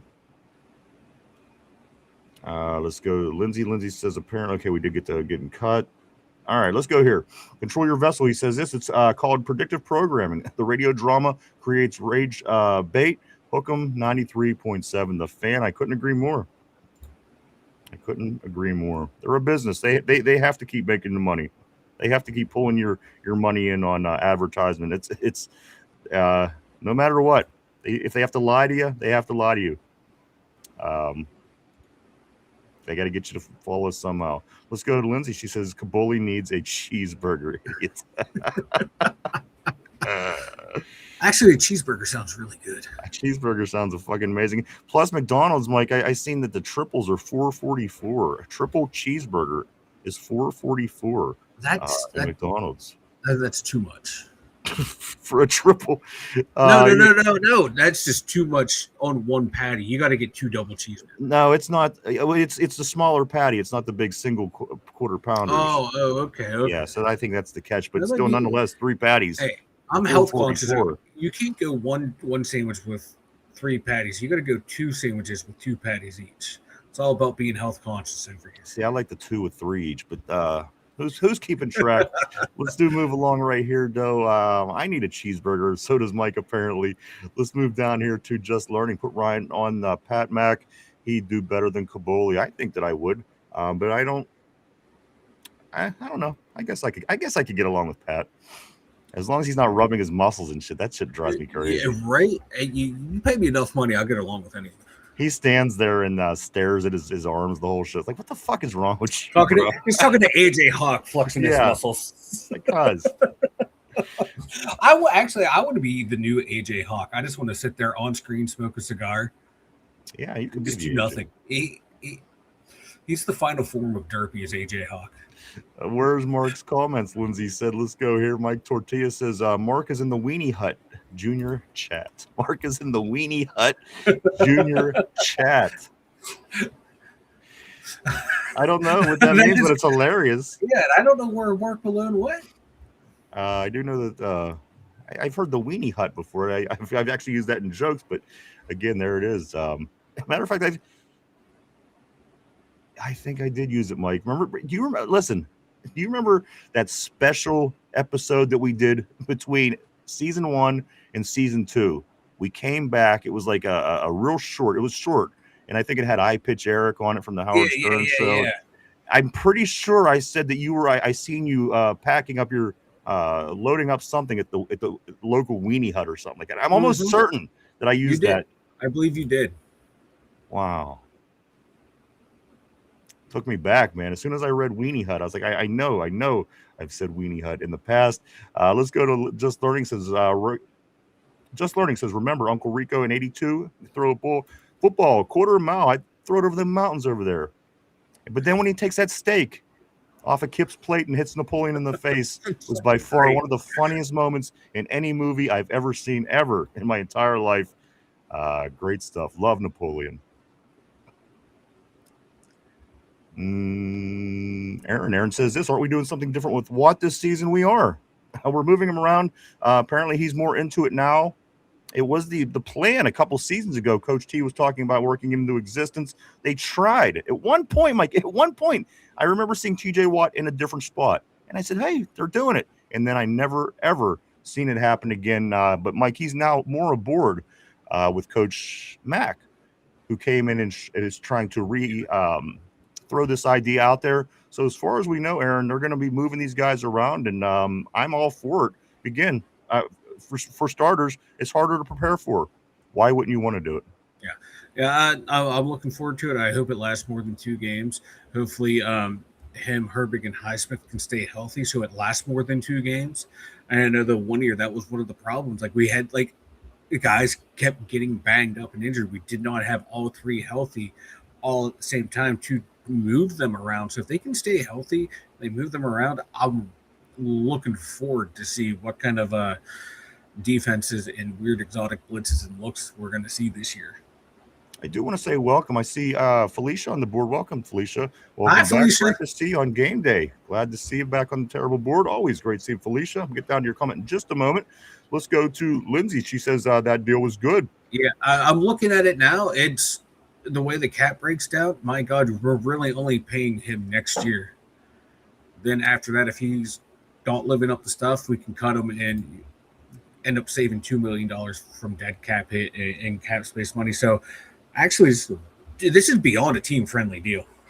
Tortilla says Caboli was once given a swirly in a high school in the sewer system in Pittsburgh, has been screwed ever since. That is true. Lindsay says this, he's supposedly moving around, Aaron. Of course, that is regards to the TJ Watt question. He's supposed to be in, again, for some reason, I don't see any reason why he shouldn't be at this point, so we will see. You would have thought maybe younger, when he was more mobile, it might have worked. But again, we'll talk about that more after we see it actually happen. Let's go here. To want to say what's up to Felicia one more time. Felicia in the house. She says that, Mark, when I was on Google search, I saw the JPJ trade rumors and thought of you. And you know what? So did I, Mike. I got to be honest. When I was reading this morning about this becoming more of a possibility with JPJ and teams showing interest in him, I think was the big thing that I'm seeing over the past day. Teams showing interest in, what did they say? Monitoring him, Mike. That was the very first thing I thought of was Mark Malone. Me too, tragically. It's not the first thought you want to see when you wake up in the morning and you see one that JPJ might be traded and then 2 Mark Malone pops into your head. Not a good sight. But hey, Mark Malone, we are thinking about you. And Giants fans think this trade is going to happen and they think they can offer the Steelers a 2nd and a 4th, and we will take it in a heartbeat. They got Najee. They got Calvin, Mike. You might as well give John Harbaugh the whole former Steelers squad, apparently. He got beat by them so much. He loves the players. collecting them like infinity stones. I mean, Juju was there until they had to swipe him out to get Najee. So, I mean, Juju, Najee, Calvin, the list goes on John Harbaugh's squad. Let's go here to Just Learning. Just Learning says, McDonald's, here I come. You know what? And them triple cheeseburgers. Again, I don't know what it would be in your area, but I do know the McDonald's here. You're $4.44. Let's go here to Lindsay. She says, I do like McAfee. Tortilla says, Marco, not sure what Marco is referring to. I apologize. Control Your Vessel says both McAfee and AJ Hawk are on the spectrum. You think? You think so? As are we, but again, it just sounded funny to hear for sure. Let's continue here. Going to Lindsay. They are at least funny for media. Let's go to Tortilla. Weenie, sit, hut. Lindsay says, so true, Mike. There we go with the Thunders and the TJs. Looking good on the board. Just Learning says Tomlin was just coping the Brown when did it for Garrett. Tortilla says JPJ is like Black Widow in Avengers game. I'm not real sure what that is. Mark is back in the house. I do see Mark again. He says this. We'd take pretty much anything for JPJ at this point. Wait a sec, Tortilla. Are you saying they're going to kill JPJ? They're going to kill JPJ? I'm trying to get the reference there. I kind of checked out on the Marvel movies. So I was trying to figure out the reference. Gotcha. Lindsay says, I would be okay with Juju coming back this year. You know what? I would too. Because I said that I would earlier. I really did. I said it when we were still searching and hunting and trying to figure out I said, I'd take Juju. Why not? Why not? At this point, we couldn't be any worse off, I wouldn't think. Juju, again, is a free agent, guys, getting released by New York earlier this week when Najee Harris signed with the Giants. I think I have better needs right now than Juju does. Can he catch a football? Can he get open? No. I don't know. I have to go back and watch. Matter of fact, I've seen him none in the past 2-3 years. I apologize. It ain't pretty, Ryan. I'm sorry. Because I liked him when he was first here. My God, I thought he was a great number 2. See, I didn't like him at first. I didn't think. I thought he was a very productive player here. Them knees exploded. It ain't pretty. It's sad. Sad to watch him try and get open anymore. I'll have to check it out. Felicia says this. TJ Watt said he had been watching Crosby tapes about how he moves around in different positions to help him maneuver. And you know what? I hope that works for him. He has to get back in it. He's got to get back on track. Again, injuries or what, the past 2 seasons didn't go quite as well as we would have liked for the money that we are paying out. So, again, I'm pulling hard. I got the jersey on. Again, it won us a game last week. The football gods see these things. So, again, guys, you get them terrible towels out, get the jerseys out, sit in that spot on your couch or your chair or wherever you sit when we score all the touchdowns because the football gods does pay attention to those things. And, again, I know it's only preseason, but we got to keep the football gods on their toes as well, guys. Big season coming up for us for the Steelers. But, yes, I agree, Felicia. He's got to step it up. And if he's still got it, I don't see any reason why he shouldn't be able to. Again, if they start using him in different ways, putting him in different spots on the defense, making him harder to prepare for, basically, when you do those things. I think that he can get that production numbers back up. But from what I'm seeing the past year and a half, I got to see some more TJ Watt. Again, where your money's going, you got to follow that money and make sure that you're getting your money's worth. Let's go here to Sean. Sean, hey, what's up? Sean Chandler back on the board. Great seeing you, Sean. He says, hey, my 2 favorite guys. Glad to be back and listen to your show. Steelers Nation, let's go. That's right, baby. Great. We appreciate that, Sean. We love having you back. Great seeing you back on the terrible board, sir. And let's go Steelers, baby. Big one tonight. Again, in just 4 hours and 16 minutes, the Steelers will be kicking it off against the New York Jets. Mike, the New York Jets. Again, trivia question of the day will be Jets related. So you're going to want to keep that in mind as we start moving in that direction, Mike. Again, today's question of the day will, of course, be the Duquesne Pilsner trivia question of the day. So that is going to possibly bring good or bad for you in the very near future. I got that thing locked down the way JPJ locks down opposing teams number 1. All right. I like to hear it, guys. Let's continue right here. Sean, welcome back, brother. Great to see you on the terrible board. Everybody, welcome back today. I know everybody's just as excited as everybody else is. I sure am. Tortilla says the Black Widow was sacrificed. That's right. Maybe we could sacrifice Roman Wilson. He can be E-Rob's sacrificial lamb in practice. You're allowed to hit one guy, and it's Roman Wilson. Hit Roman. Lindsay says, "Yeah, I haven't followed JPJ too much, so I might be wrong." And that was my first thought too. I'd say yeah, because again, we had one receiver last year. I'm still a little PTSD from that shit, man. I just am. Going into the playoffs, I mean, the last two games down the stretch, we had no receivers. We had to call guys out of the retirement. We had to bring Adam Thielen. Some of these guys, it was just crazy. But at the end of the day, early on, I said, bring them. There was certainly room for him, and I still think that there's room for another receiver on this team, Mike. So, again, we'll see what goes on tonight with what we do have. Let's go here back to Felicia. Felicia says this, Mark Malone, stop it. We're not the Dolphins and just giving players away for pennies on the dollar. Mark Malone is treating the Steelers like it's we're in a liquidation sale. Yeah, he sure is. Just Learning says Juju was good because Abe. Exactly. That's what I always thought too. Because he didn't overwhelm you with talent. Juju was kind of ran like Squidward in a way. Like he had these long legs. It just kind of, I don't know. AB was totally wrecking shop on the other side of the field, which allowed Juju to be what he was when he was in Pittsburgh. Juju was a good to great number 3. Yes. Yeah, and there's nothing wrong with that, man. It worked to his advantage when he went to KC and got that ring down there. He played well with the role that they wanted him to be down there.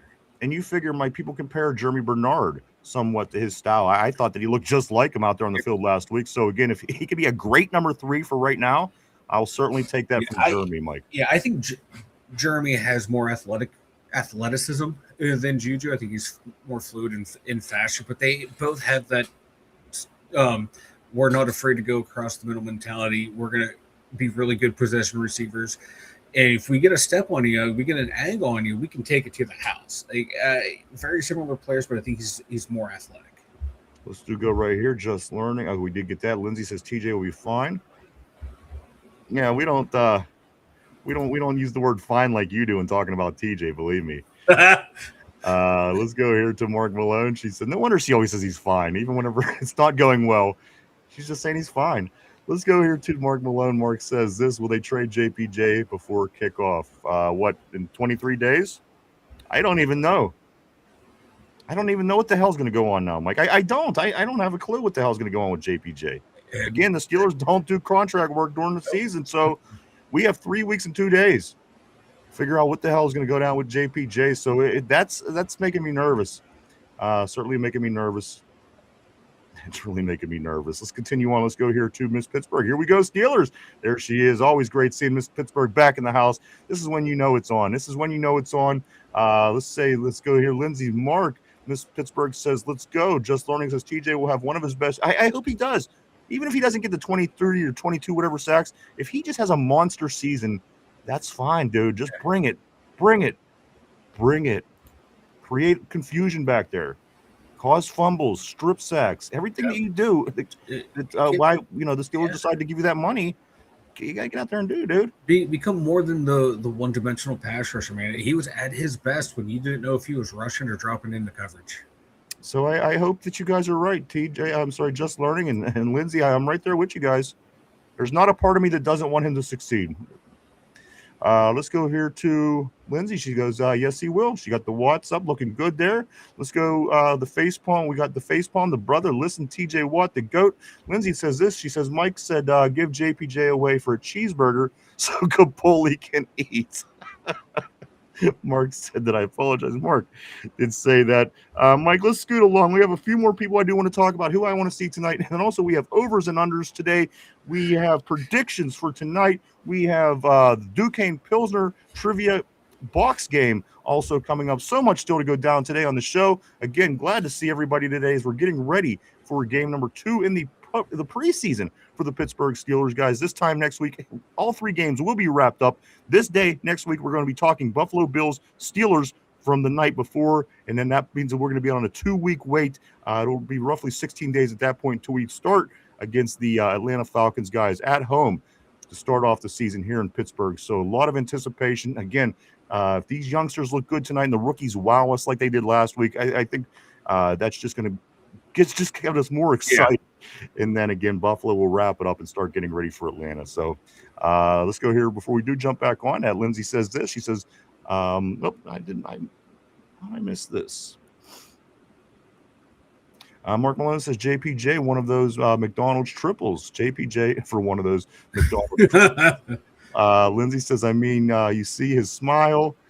Let's go to Tortilla, trademark for Izzy. Trademark for Izzy. Oh, dang. Let's go here to Felicia. She says JPJ will be more than likely be another Troy Polamalu situation where the Steelers signs it for 1 week heading to the game. I mean, yeah, it's I don't know what the hell to think. I just want it to be done so we can be ready for football season, man. Let's go here. I do want to say what's up to Leon. Welcome to the show, Leon. Terrible board. Welcome. Leon is him. Says this: is Mason Rudolph inactive because the Steelers plan to trade him? Can't trade an injured player. Mike, if you want to grab that for Leon. Yeah, I think it was just they liked what they saw from him. McCarthy was comfortable with it, and now wants to get an extended look at Will Howard against ones and twos, and let Drew Allar get out there the whole second half, give him some more playing times to develop.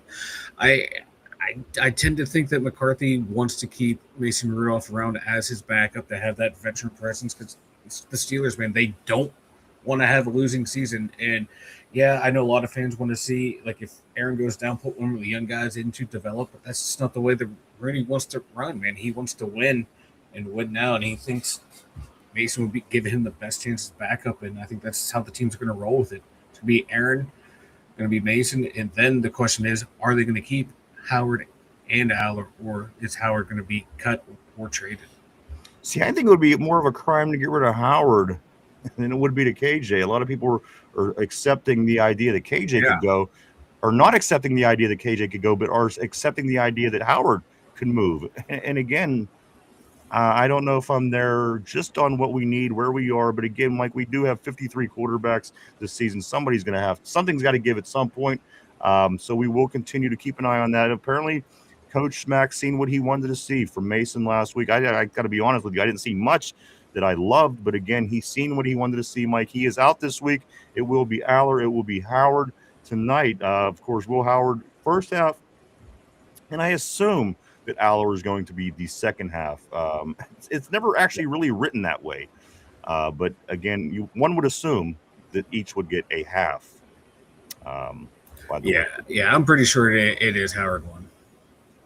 All right. I just meant because last week Howard went into the second half with his play, and if they get in a half or somebody going to bleed, we don't know if anything is going to bleed over to the second half. But let's go right here. Agreed. He will be signed. This is just something to talk about. My opinion. I hope you're right. Let's go here to Mark. Mark says they're locking up Magnum long term. Lindsay says there they are. Yeah, they are, Mark. Let's go back to Leon.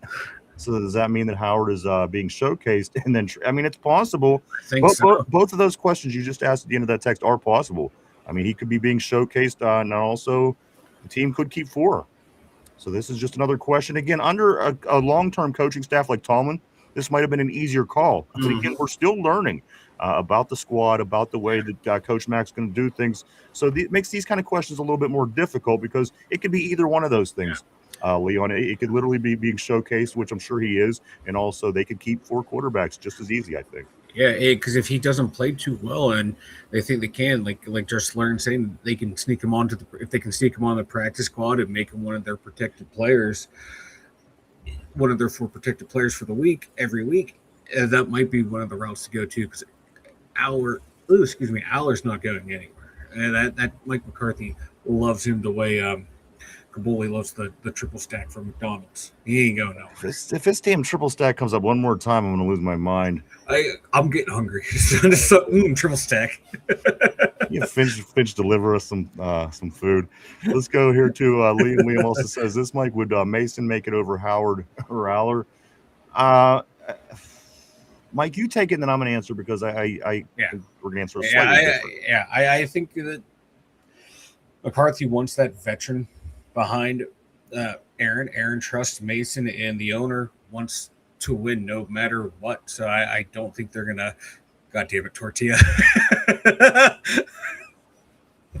I don't think they're going to risk having two unproven quarterbacks behind Aaron Rodgers. I know McCarthy's done that in the past. Now you're thinking had two quarterbacks. Now you're thinking of Tortilla's nuts, and you can't even answer a question. I can't, man. Tortilla's nuts. Now my mouth's watering. I say this. I think. Listen, I'm totally fine with going young. I think, you know what, you have two guys to potentially be your starter and your backup. You don't know who's who yet. You have some opinions one way, or you have opinions the other. But at the end of the day, if you send Mason down the road, you can save a few dollars. Now you're going cheap on contracts. You got cheap quarterback contracts that you're paying out, opposed to just slightly more to a veteran Mason Rudolph. Also, now that you have the younger guys, again, to be the starter and to be the backup moving forward, again, you just don't know who just yet. In the meantime, you have Aaron Rodgers starting. So now you're thinking 2027 season when it comes down to it. When it comes down to it, Mike, you could have two kids that are in perfect position to take those two spots, making less money. You could spend money elsewhere on the places that it's going to need spent coming up. Again, Mason Rudolph proved that he is what he is, Mike. Again, he's a solid backup. But again, at the end of the day, he comes in for what he does as a job, a solid backup, and he does lose the one game last year that he did get called upon. For me, that's he's not guaranteeing us any kind of victories. He's not guaranteeing us anything great. I go with the younger guys. I'm going to save money on that. For two, now you have, again, possibly a franchise guy and a backup guy. And if your backup guy ever gets too good, you could always turn around and move him one day for a good deal. Maybe make some money, a trade, whatever the deal is. But again, I go young here. I let Aaron Rodgers do what he's going to do this season, try to make a run if he can. Mike, I say you go with the two kids moving forward. And again, unfortunately, in my opinion, I think that's the end of the road for Mason here. Yeah, that's what I know a lot of fans want to see happen. But I just have a feeling where it's going to be Rodgers, Rudolph, and Allar, and either Howard's cut and then brought back to the practice squad, or traded to a team that needs a young quarterback. I just have a feeling that's how it's going to go. I have no I get the idea of going young. If Rodgers gets hurt, throw one of the guys in there. You can have a whole future right there in your offense. Yeah, I know. It reminds you of like when the Skins had drafted. Oh my God, Kirk Cousins and then RG3 in the first round. You're hedging your bets. Hey, we got two. One of them might pan out and end up working for them. It's just like any gamble. Any compromise. You always go high and let them talk you down. You know what I mean? Go crazy high. Try to sell something for $1 million, and guess what? If they don't buy it for only $500,000, you made a lot of money. So that's just kind of the way I look at it as well. Let's grab a few more of these messages, Mike. Then we're going to get down to the last couple things that we want to see tonight. Also, the overs and unders for tonight game, the predictions, and, Mike, the box game to see what it is that you win this week in the Duquesne Pilsner Trivia Box game. Let's get to some of these messages first. Let's go here to Just Learning. He says, Howard is practice squad. Tortilla says, triple stack. These nuts, my guy. Lindsay says this, Mike Sosh was ready to do a wellness check on you. And you know what? It went so far, Lindsay, that he tracked them down on Discord. He did. He asked him if he was okay. He asked me if I was okay. I appreciated that from Sosh. It warmed my heart. It brought a smile to my face. He did reach out. Let's go. Just Learning says the gays called Derpy the 3-stack. Let's go here to Mark Malone. Mark says Mason will retire a Steeler around 30-35. Big John Stud. Man, name Mud in the house. We met your son earlier. Really good guy. John, he says this, don't have an emotional attachment like these quarterbacks are family members, and when one gets cut, your feelings aren't hurt. It is a business. It is a business. Let's move down here to Just Learning. Just Learning says this, Mason the Destroyer is Kirk Cousins 2.0 or 1.0. I'm sorry. Oh, Jesus God. I do want to come here to Sean. Sean says Roger, Howard, Allar. That the quarterback order. I wouldn't hate it. No, And again, you let the two kids continue to battle in a sense. You know what I mean? Don't I mean that's what it is for now. But one of these guys could be your franchise quarterback moving forward, and it could be Allar, it could be Howard. So I just think that would be so. Again, Mason Rudolph isn't exactly. I don't love having him back there. I just know that he's reliable. At the end of the day, what was reliable last year when we needed him to pull off a win? It didn't happen. Let's go here. Let's go to Lindsay. She says, yes, Steeler Freak. I agree, except if you cut Howard and he ends up being really good, how dumb. I know. How dumb are we? Just Learning says this, Rodgers, Mason the Destroyer, Allar. Mason the Destroyer. Jesus Christ. A couple of things here, Mike. Let's talk about the tight ends. What do you want to see tonight? Do you want to see a throw to number 80? Do you want to see a throw to Mount Washington? Didn't get a throw last week. Of course, you may see a little bit of Pat Freiermuth and Robert Tonyan. Mike, he grew on me. I liked him a lot. He looked athletic. He made a lot of big catches, big plays last week. These tight ends, what do you expect to see again with the quarterback showdown basically taking the headline this week, Mike? The Drew Allar in the second half, of course, Will Howard in the first half. How much of the tight ends get utilized? I think Tonyan gets a bunch again. That's just the way he's being used so far. I think that's ultimately going to put him on the team. But, Mike, let's talk about Darnell Washington.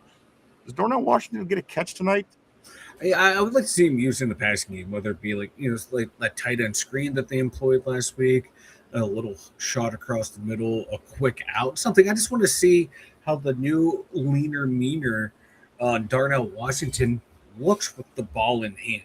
I really want to see that, but get him in, get him out. You know, him and Patty Fry don't need a lot of looks, but yes, it would be nice and comforting to see him catch a pass. I want to see him, if he's moving, could be more fluid now that he's lost weight. Is he still going to have that power to bowl people over? That's what I want to see. And keep Tonyan out there, man. He was the safety blanket for Will Howard. So I anticipate a lot of looks for him. And maybe even get him out there with Allar, too, so he has that guy, too, that reliable vet who can, maybe help draw some coverage, free up some of the other receivers so they can get some good looks, too. Finally, E-Rob. I assume we're going to see E-Rob tonight. He wasn't quite on the team just yet last week, Mike. He just missed it, but he will be hopefully active tonight. E-Rob, there's nothing really that I want to see extra special. I'm just ready to see Landon Roberts back on the football field in his number 50 in the black and gold tonight. Mike, your thoughts on E-Rob? I want him out there first game, first team, first rep, and just destroying people.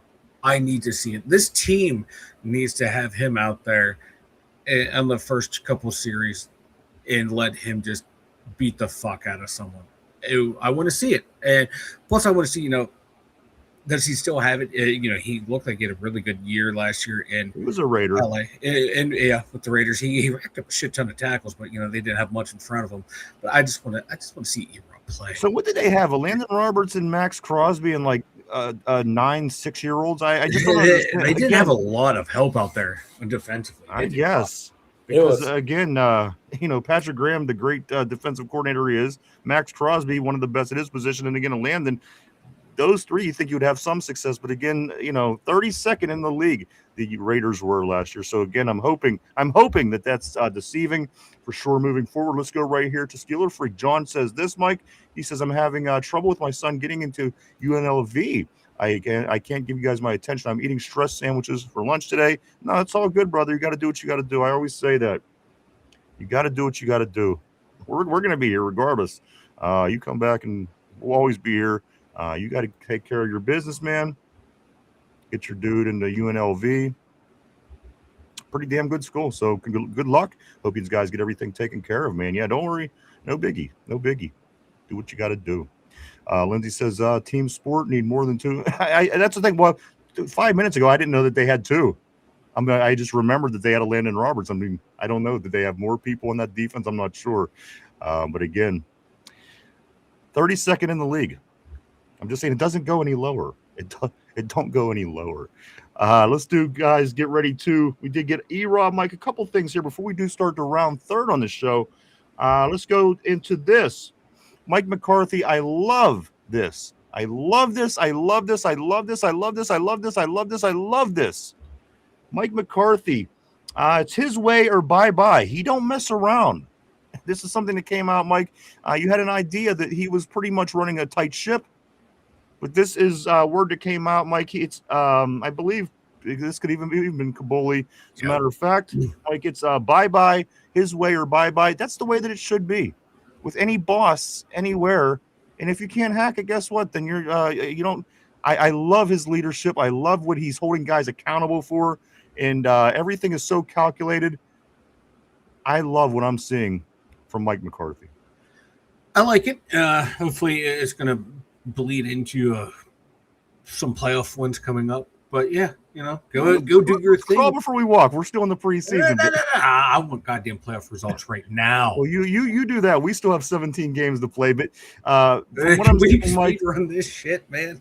There's just again, he's doing the right things. He's making the right moves, and again, you have to proclaim that if you're going to be a leader, and you got to make people respect you, and you got to make people want to play for you and want to do well for you. And I think that he's doing all the right things so far. So again, I think that this means I think that we get a win in January this year, but still a lot of football for me to get there just yet, Mike. Let me grab a couple more comments. We do have one more thing before we do start flipping over to the next chapter on the show here. Let's go here to Sean. Sean says this defense will be top 5 this season, and I hope you're right. They get paid enough money. They might as well start working their way up to that. Let's go here to Lindsay. Me too. Love that from McCarthy. Absolutely. The guy runs he's a captain of the ship. The ship needs to run properly. And again, so far, so good for me. Mark Malone, probably why they are treating JPJ like a redheaded stepchild. Just Learning says downtown Vegas has a lot of babes. I can imagine Finch goes out there every year without his wife, but he swears he doesn't do any funny business. Let's go here to Lindsay. She says kindness gets taken for everywhere you go in life. Absolutely. And players do what they want asked. I agree. It's anything you do in life. Try to be nice. Try to be nice. Try to be nice. Let's go here to the very. Let me grab this real quick. Just Learning says Malone. I get it. My wife is a redhead. And finally, my DK Metcalf's photo. Did anybody see this psychotic picture? Yeah, you're not scary enough already, dude. Come on, that picture was psychotic, Mike. That could have been the movie picture for Psycho 18. You know the movie Psycho, where DK is in fact Norman Bates. If you haven't had a chance, look at his newest photo. I don't know what this is for, but he looks like he's ready to kill or has just killed somebody. Just something I thought was funny. Caught a little bit of attention. Here we go. I'll bring it up here in 1 second. Mike is going to bring it up. Lindsay says he looks like a killer. Imagine looking and seeing these eyes coming, barreling down on you with his size, and you're a defender. I saw someone on Twitter is like, did he go to Penn State? Why is that? The cocaine. Oh. Yeah, them some coke eyes. Look at that. Yeah, I like it. I love it. That is great. Imagine seeing that face coming at you full speed, man. As big as he is, shit. I would have Reggie tongued. Remember when Reggie Tongue moved out of the way to let Bettis score? Speaking of the Jets, right? Was doing a Beck impression, Mark Malone said. Lindsay, oh my God, guys. Tortilla DK been slapping lesbians since 2009. Leon says Howard will get claimed if he is on the. I agree. This is why I think you have to keep the youth. You have to keep the youth because now you don't have to worry about it. And you develop these two guys, see how it works out. Try to get a 1, try to get a 2. If 2 wants to play more, you end up trading him for something of value. I think you have to go with the youth here. I think that benefits the most, but we will see. Again, we'll get an opportunity to see both of these young men playing tonight with Will Howard getting the 1s and 2s in the first half, and I assuming that it's Drew Howard Drew Allar in the second half, Mike. Again, if Howard bleeds over or Allar comes early, I don't know. I assume the way that it sounded that it'll be Will Howard first and second quarter, and Drew Allar in the third and fourth. So yeah, that's how I think it is too. I don't think there's going to be like any bleed over like we saw last week. Lindsay says this. He said, "Tell the fan come get some." Leon says this. Then 4 quarterbacks on a 53. I think Mason or Howard. And you know what? That's the speculation this morning, Leon. I do see that. Let's go right here. Howard and Rudolph linked to trade partners. Of course, Miami's looking for a quarterback, and Buffalo's looking for somebody to back up Josh Allen up there. So again, it's certainly being talked about. Leon, you're not way out of the question here. Certainly, if these things have been talked about. So again, we'll keep an eye. The test number 2 is tonight, guys, in just a little less than 4 hours, if you can even believe that. Guys, getting ready to get into the second preseason game against the Jets tonight. Pittsburgh Steelers, New York Jets, football through the weekend, all the way to Sunday night this week, Mike. The schedule has the NFL going all the way through Sunday night. We have football on our TVs every week from now until February. I'm so happy. Except for that one damn week in the middle of preseason and the regular season. That bookend week. I hate that. Yeah, I hate that week. That weekend sucks. Leon says this. The irony is the Jets could be a partner for one of these. Right. They sure could. Trade JPJ and Howard is what Mark is saying. Leon says unless they're comfortable with Klubnik being Geno's backup. And finally, Leon says Howard could be showcasing himself for the Jets. And, who knows? Who knows? He sure can be. Before we do move on, I want to just say something real quick. Yesterday, I made some comments about know-it-alls. And I want people to understand what I'm saying. And I'm not being a total dick because, listen, I understand that people love their football and they're really into it. But let me explain to why I made the comment about people that are like that yesterday. Because everybody has the ability to know everything right now. So when somebody is being pretentious, like they are the one that knows everything to be better than everybody else, I say to myself, you're just as smart as everybody else. Everybody else has the same option to click a button and have the answer just as fast as you. You're the one that's choosing to be pretentious. You're the one that's coming off to seem like, hey, look at me, I'm smarter than everybody else. When the fact of the matter is, the only thing I know is you're telling me that you're smarter than everybody else. I don't know that you're smarter. Everybody has this. Everybody could pull this up in a matter of seconds and have the same exact answer. You know who were the know-it-alls? The people when we were growing up, Mike. Mm-hmm. If you knew how to fix a car, you had to get out there and fix it. You didn't have YouTube to look up the video. If you had to unplug a toilet, you had to get there and tear the toilet apart and find it. There was nobody who was going to do that for you. You knew it all back in the day. People nowadays are not know-it-alls. They act like they are. It's pretentious. That's what pisses me off and annoys me. Again, as long as you have this, you can't prove me that you're any smarter than anybody else because you're sitting on the other end of a computer and pushing a button and saying, oh, hey, I knew that. Again, I have to take your word. You're a genius. For that reason, I'm out on that. That's my opinion on the know-it-all types. Caught a little bit yesterday on the show, and again, I'm not going to apologize because I think it's ridiculous. And for one, it's people being pretentious and knowing more than everybody else, and it's fucking annoying. That's all I'm saying. Let's move on. Let's go right here. Leon says this: the smartest person in the room is the person who knows they don't know everything. I agree. And again, as long as you have it, the people don't know it all nowadays. They just act like they do. And that's what's so fucking annoying. So there you go. That's my explanation on that. He also says this: if you think learning is done, you are not learned. Lindsay saying pay Mason $41 million. $50 million. What else we got? We got overs and unders. Yes. Mark Malone says the Iron Sheik, only one who know it all. Sheiky baby. Tortilla says this. Google says I know almost all things except gay things. Well, that's why we have Derpy around. Let's go to control your. And it is. I mean, come on. It's fucking retarded, is what it is at this point. It's just it's ego. It's 100% what it is. take my camera off, ask me a question, I'll tell you, and I'll give you the answer to everything. Just like that. Believe me, because I'm a genius. That's why. And guess what? You have to believe me because I told you that. I'm just saying. I want to address it, and I'm not a genius. I'm just proving a point. Totally ridiculous, and I agree it needed to be said as well because football fans, Steeler fans, very, very known for this. And to me, it's just pretentious behavior, and it just annoys me, which is why I made the point. So with that being said, I'm going to move forward. Let's go here to Leon. Says Sheik would have been a great kicker, especially with those shoes, the shoes that curl up in the front. Let's go to I don't want to miss anybody here. Okay, yes, I've got Leon. The Iron Sheik is the only one. Okay, hence the name. LOL.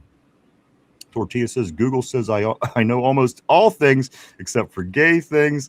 Leon says this Sheik. Okay, we did get that. Just Starting says, except Derpy. He knows the gays. He knows the gay things. Let's go here to Leon says this, if he gets to wear those boots. If he gets to wear those boots. I would love to see him kick with them. Of course, if he was still alive. Mark Malone says Omar should dress up like the Iron Sheik. Maybe for Halloween. You never know. You never know. Let's go here to Lindsay. Lindsay says, can't stand egos, especially Masons. Let's go to Tortilla. I got an ego the size of Mark Caboli's mom. Oof. And again, like when this is going on, you know that every person around you is rolling their eyes at you. You know what I mean? When you have this type of person, everyone's just rolling their eyes. It's just it just needed to be said. I agree. Let's move forward. Let's go here. Mike Rodgers should dress up as Fauci. Should dress up as Fauci for Halloween. That would be funny as well if Rodgers would in fact dress up as Fauci. Guys, let's get into the overs and unders, Mike, and our predictions for tonight. Overs and unders. Everyone, here we go. Do throw your overs and unders up on the board. Here we go, Mike. Let's start with Will Howard. 1.5 touchdown passes tonight against the Jets in that first half of the football game, Mike. Will Howard, 1.5. Over or under? Under. I'm going to say he's going to finish with 1. 1 touchdown thrown, and that's what it is. It's just thrown. It's not ran. So 1 touchdown, you're going under on Will Howard. Let's go here, Mike, to Drew Allar. 2.5 touchdown passes in the second half. Again, competition's less. Could totally get more. Mike, over or under 2.5? 2.5 touchdown passes by Drew Allar tonight against the Jets. I'm going to take the under as well. You're sticking with the under on that? Okay. Sounds good. Yeah, he's going to get 2. And get 2. All right, let's go, Mike. Next on the list, Roman Wilson. 1.5 receptions, over or under? Take the over. You know what? That's a stretch. You would think. You would think. You would right. think 1.5. That's good overage right there. All right, Sean's going under. All right, good enough, guys. Let's move on to Jeremy Bernard.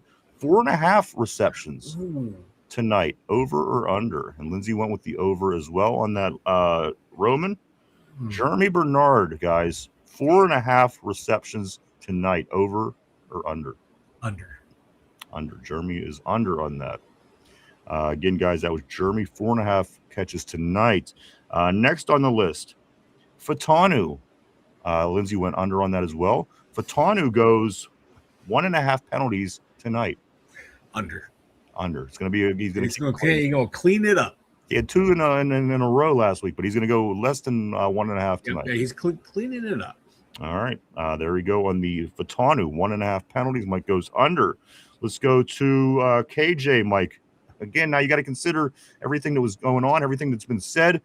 This is the over or under. KJ, 5.5 touches. KJ, 5.5 touches. He was on the field for 5 snaps last week. They were looking at younger players, was the answer that was given why they didn't go to him much. Mike, over or under? KJ, 5.5 touches. Taking the over. All right.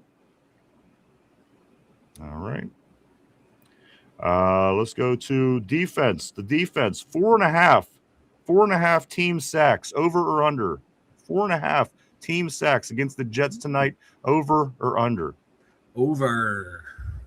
All right, 4.5 team sacks. Mike says over. Lindsay says hopefully over. Sean says over as well. Let's go to 1.5 turnovers. Forced, caused, however way you want to say it. 1.5 turnovers forced by the Steelers defense. Over or under? I know we talked about this earlier, and I think, God damn, 1.5. You know what? Gino's out there. I'm taking the over. Even though he might only play like a half or a drive or two, I'm taking the over. All right, there you go. That's turnovers caused. 1.5. Mike's saying over. How about this one, Mike? Just a couple more left. We had this one last week, and we almost had it in the game. This one, Mike, is a half a defense or a special teams touchdown scored. Over or under? Will it happen? Will it not happen, Mike? A half. Special teams or defense scoring a touchdown. I am taking the over. Going over. I'm going over. It's going to be Weegan. Could have been, Mike. It was this close from being Weegan last week. Just says on top. Hey, he's a cut candidate because he didn't take that pass to the house. How ridiculous.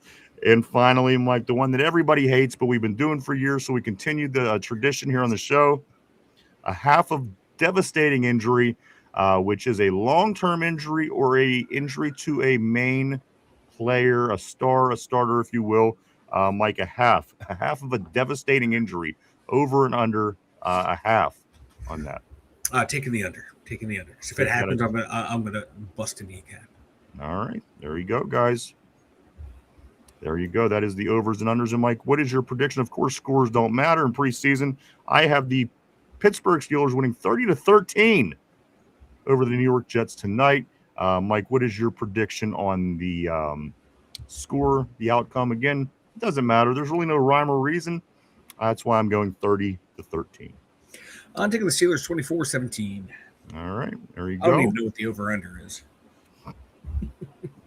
I think Vegas had it up earlier. It was 1.5 maybe. Let's go right here. I do want to see. My bad. I'm sorry. What are you talking about? I don't know. I may have missed. Tortilla says Rashard Mendenhall. There we go. I needed that tortilla. Thank you. Why don't you go and tell everybody about the website and we can get into some trivia? The2dumbyinzers.com. Check it out, everyone. I didn't have an article up today because I've been on vacation. Totally burnt out from that. But yes, after this game on Monday, there will be a fresh article at the2dumbyinzers.com recapping this game. Players that did well, players that sucked. We also have the merch store. We got the links all over at the2dumbyinzers.com. Go check it out, everybody. There's a lot of cool stuff over there. Mike and the guys do a lot of work over at the website. Check it out. www.the2dumbyinzers.com. www.the2dumbyinzers.com. All right, let's get in. Let's do this. Mike, trivia question of the day. This is, of course, the Duquesne Pilsner. The guys over at Duquesne Pilsner have always been good to us, so we like to be good to them. Mike, so we are doing this through the preseason for a little bit of putting it out there for the guys. Duquesne Pilsner, Mike, this is the question of the day. Well, what the deal is, if you get it correct, there is a good prize within this case of Duquesne Pilsner, Mike. And if you were wrong, if you were incorrect, there is a bad prize. So far, you were 1 and 2. You had to eat crickets. You had to wear a shower cap, but you also got win and drink a beer on the show as well. Of course, Duquesne Pilsner beer is scrumptious, delicious stuff. So we're going to get back at it, Mike. Same rules as today. If you get it right, you get the good prize. If you get it wrong, you do get the booby prize.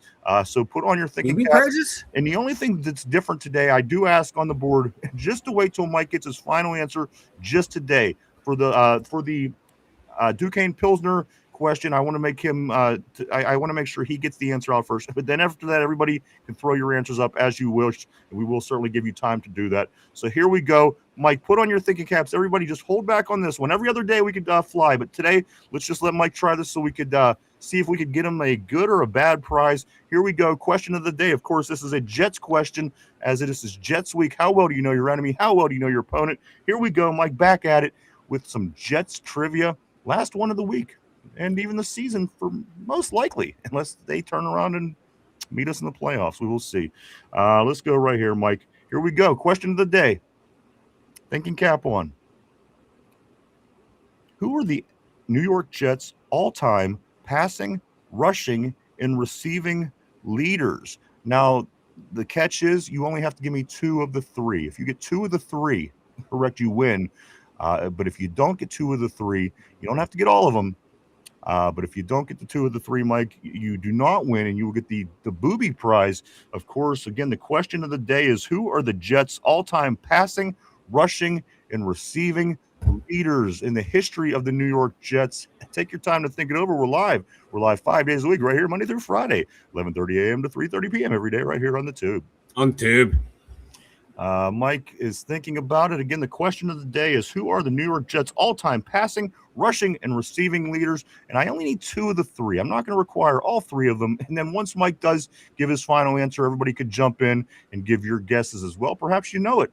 You'll be able to throw that up as well. Mike, what is your thought process as of right now with the question? Who are the all-time passing, rushing, and receiving leaders for the New York Jets? Again, I only need 2 of them for it to be correct. I'm going to go Curtis Martin.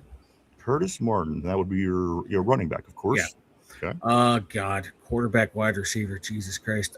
Give me Chad Pennington and Wayne Corbett. Chad Pennington and Wayne Corbett. Okay. It's a hodgepodge of nothingness up there in New York. So I can't. Those are the only players I could think of. All right. Chad Pennington, Curtis Martin, and Wayne Corbett. Now, that's your final answer. Final answer. All right, I'm going to lock you in, Mike. You were locked in, guys. If you do know it, again, I'm seeing some Rashard Mendenhall, of course, from Tortilla. Lindsay says, I don't know, but I'm always right. So, yes, Lindsay, you do have it correct, as a matter of fact, and you don't even have to answer.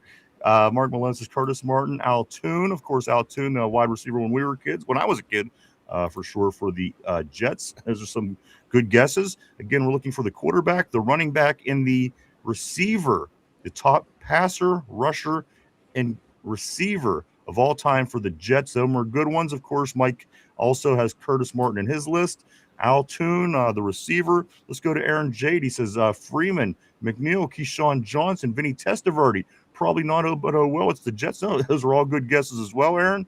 Again, if you have a guess, perhaps you know it, do throw it up on the terrible board. We'll give you just another moment till we do reveal the answers. Again, Mike did take Chad Pennington, Curtis Martin, and Wayne Corbett.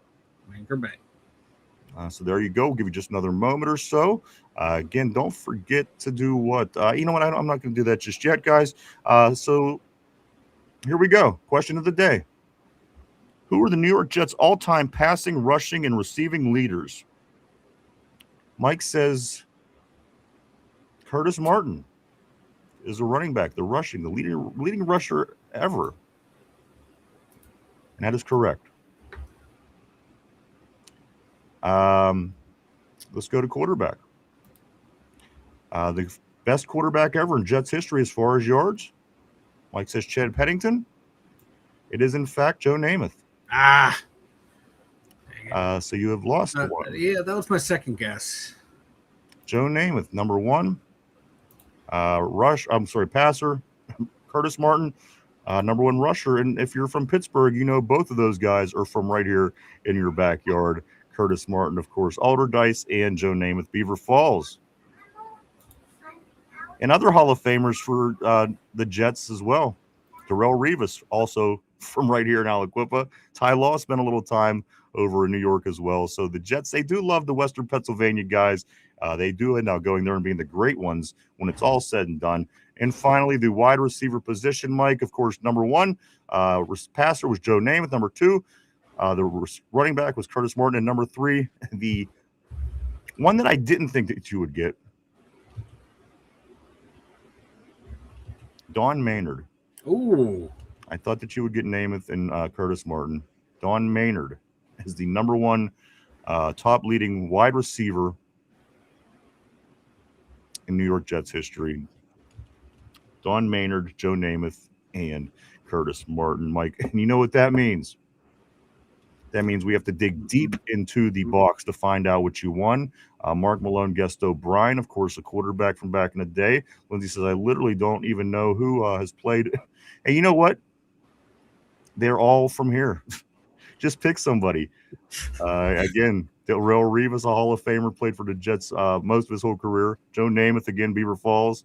Curtis Martin, Taylor Alderdice, where Wiz Khalifa's from. Ty Law also played there. That's all you really got to know. Nobody else is any good. That's why the team's never good. But that is the answer. The answers, guys, let me pull out the box. Let me pull it out, Mike. I got to see what's going on. We have to figure out what it is that you win in the Duquesne Pilsner. What's in the box game, Mike? What is in the box? Let me dig deep down inside here and figure it out. All right. What is this? A piece of paper? What is on this piece of paper? I wonder. Oh, no. I don't like this. Piece of paper. Well, you know it's nothing edible. And you know it's something you have to wear on your head. Oh, I like this even better. Anybody want to take a guess at what this is? Mike is going to sing karaoke on Monday to whatever song the board picks. That's right. That's right, guys. If there's a song that you want to hear Mike karaoke to start the week off on Monday, guys, make sure that there is a version of it karaoke style on YouTube, and it will happen. Mike, we are going to do Monday morning karaoke, and Mike will sing whatever song that you do put up, as long as it does have the music, the lyrics in karaoke mode here on YouTube, and we will make that happen. Lindsay says, "Oh hell yeah, Morgan Wallen." So again, Monday morning we will take a look, think it over, let it bounce around through the weekend, guys. Come up with something good. Monday morning we will be karaokeing to kick this week off. Mike, I tried to get you the win. I really did. I can't believe you didn't go with Joe Namath.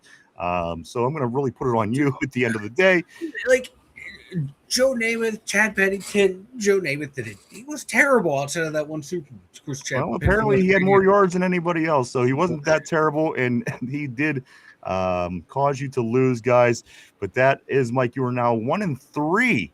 1-3, and this will go one more week up until after the Buffalo game next week, Mike. So again, Monday, do not miss. Be sure to get in bright and early. We will be pulling out the karaoke gear, as Mike is going to sing us a tune to get the week started. I know I can't wait for that. It's going to be a blast. Mark Malone says, "Pull it out of the box." LOL. Lindsay, the more you know, reading Rainbow. There it is. Mark Malone says Mike has to smoke a used tampon. See, that's even a little too much. As much as I think that's hilarious, might be a little much. But guys, that is all coming up on Monday. But most importantly, before that happens tonight, we do have the New York Jets, Pittsburgh Steelers, 7 o'clock, guys. This is about 3 hours and 28 minutes from going down. Your Steelers happening tonight on cable TV, guys, national TV. I'm sorry. Everybody will be able to see it tonight against the Jets. That all goes down. Mike, the Pittsburgh Pirates, they're back in it tonight, starting a best-of-3 series against the LA Dodgers out in Los Angeles. That's a 10-10 start. It's the game 1 of 3. I'm sorry, a 3-game set. It's game 1 of 3. And tomorrow, the Pittsburgh Riverhounds, they're traveling to play Brooklyn. Mike, in soccer, that's a 7 o'clock start tomorrow as well. Let's see what else. If you do like some of these, you know what? Let me go right here first. Do not forget as well. Swing over to right here to our YouTube page tomorrow. Tomorrow we are going to be doing network sharing. We're going to have a handful of different shows, streams, podcasts, etc. Come check out what's new and see if there's anything that catches your eye. Come show the. Again, these are up and comers. Come show your support. Maybe there's something that catches your eye. Maybe there's something you'll really get into, but there'll be a variety of different things right here on our page tomorrow. Will be very easy to navigate. Mike will have it somewhere that'll be right in front of you. Come check everything out tomorrow right here for the Two Dumb Yinzers Network social networking project. That will be tomorrow. Hey, we thank you so much, Lindsay. Enjoy yourself tonight. Again, get in your lucky space. We need you. We need everybody to be in their lucky spaces tonight as the Steelers play. You can't be out of place during a Steeler game. What else do we got? Yes, so do come check that out tomorrow, guys. You can check that out on our main part of our YouTube page. That is tomorrow. Also, I do want to say this.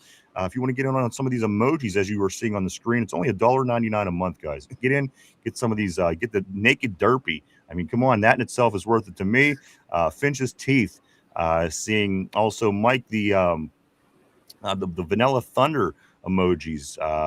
All kind of stuff, the terrible towel, the fist logo, all the catchphrases from the show. Do get it now, guys. There's no obligation. You can cancel at any time. $1.99 for the membership. And again, we will be adding more perks as time goes along as well.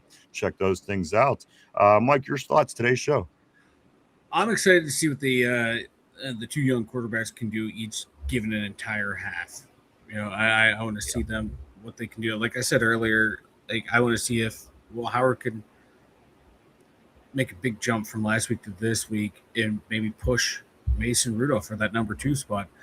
Allar, I want to see that continued growth and development. I want to see the consistency, because that was the big change or the big knock on him in college, was being consistent game in, game out. I want to see that growth from there. And KJ and Roman Wilson, I want to see those guys get used, man. I want to see what these guys got.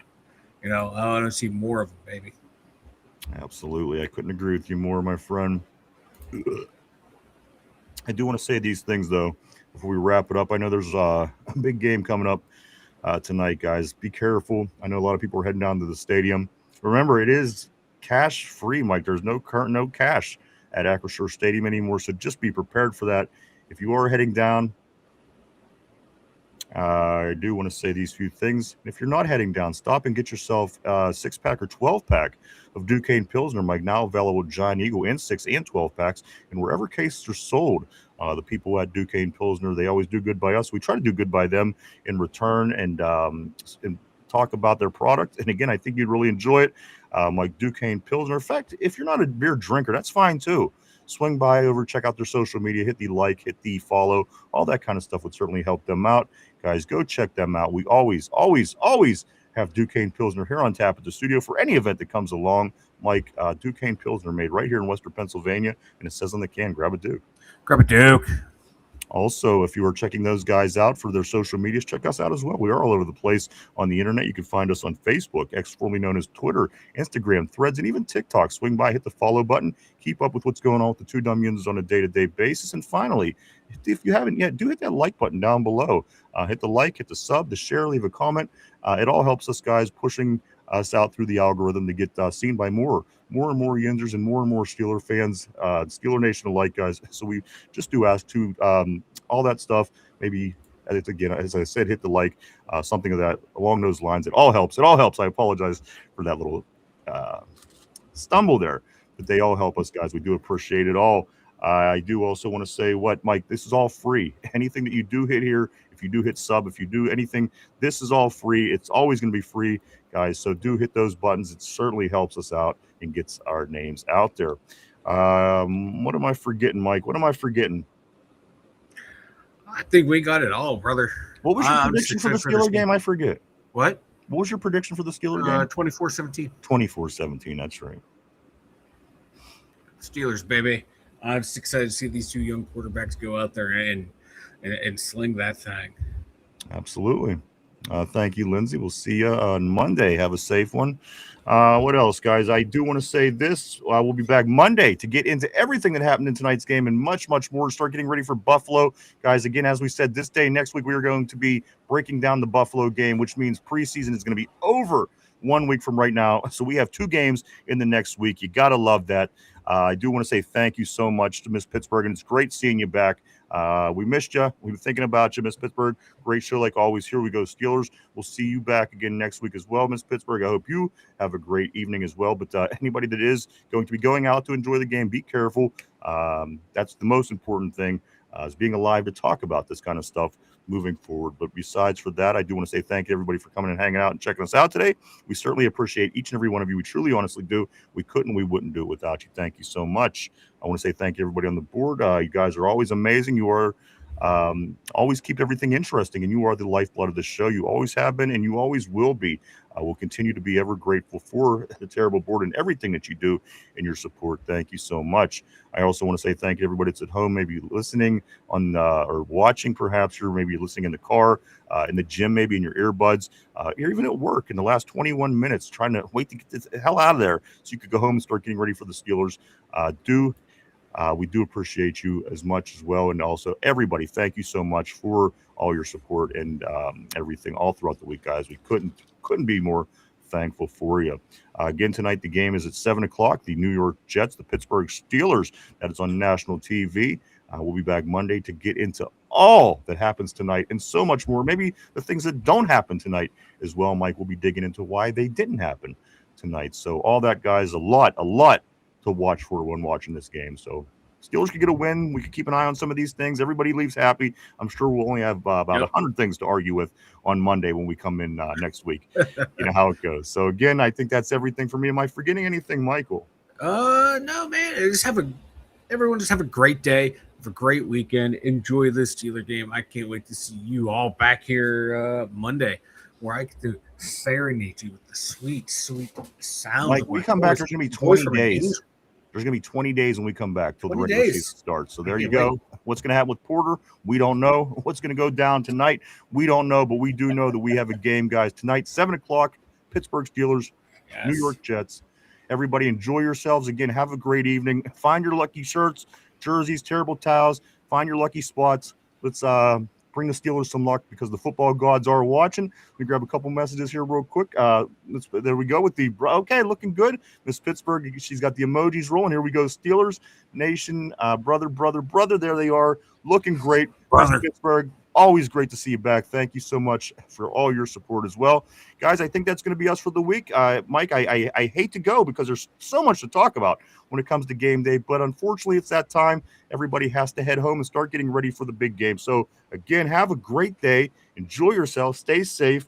Go Steelers, and we'll see everybody on Monday. For Derpy, for Finch, for Mike, for RB, Chop, myself, the two dumb Yinzers. Everybody have a great weekend. Enjoy the game tonight. And peace and love, peace and love, peace and love. We'll see you on Monday. Bye-bye.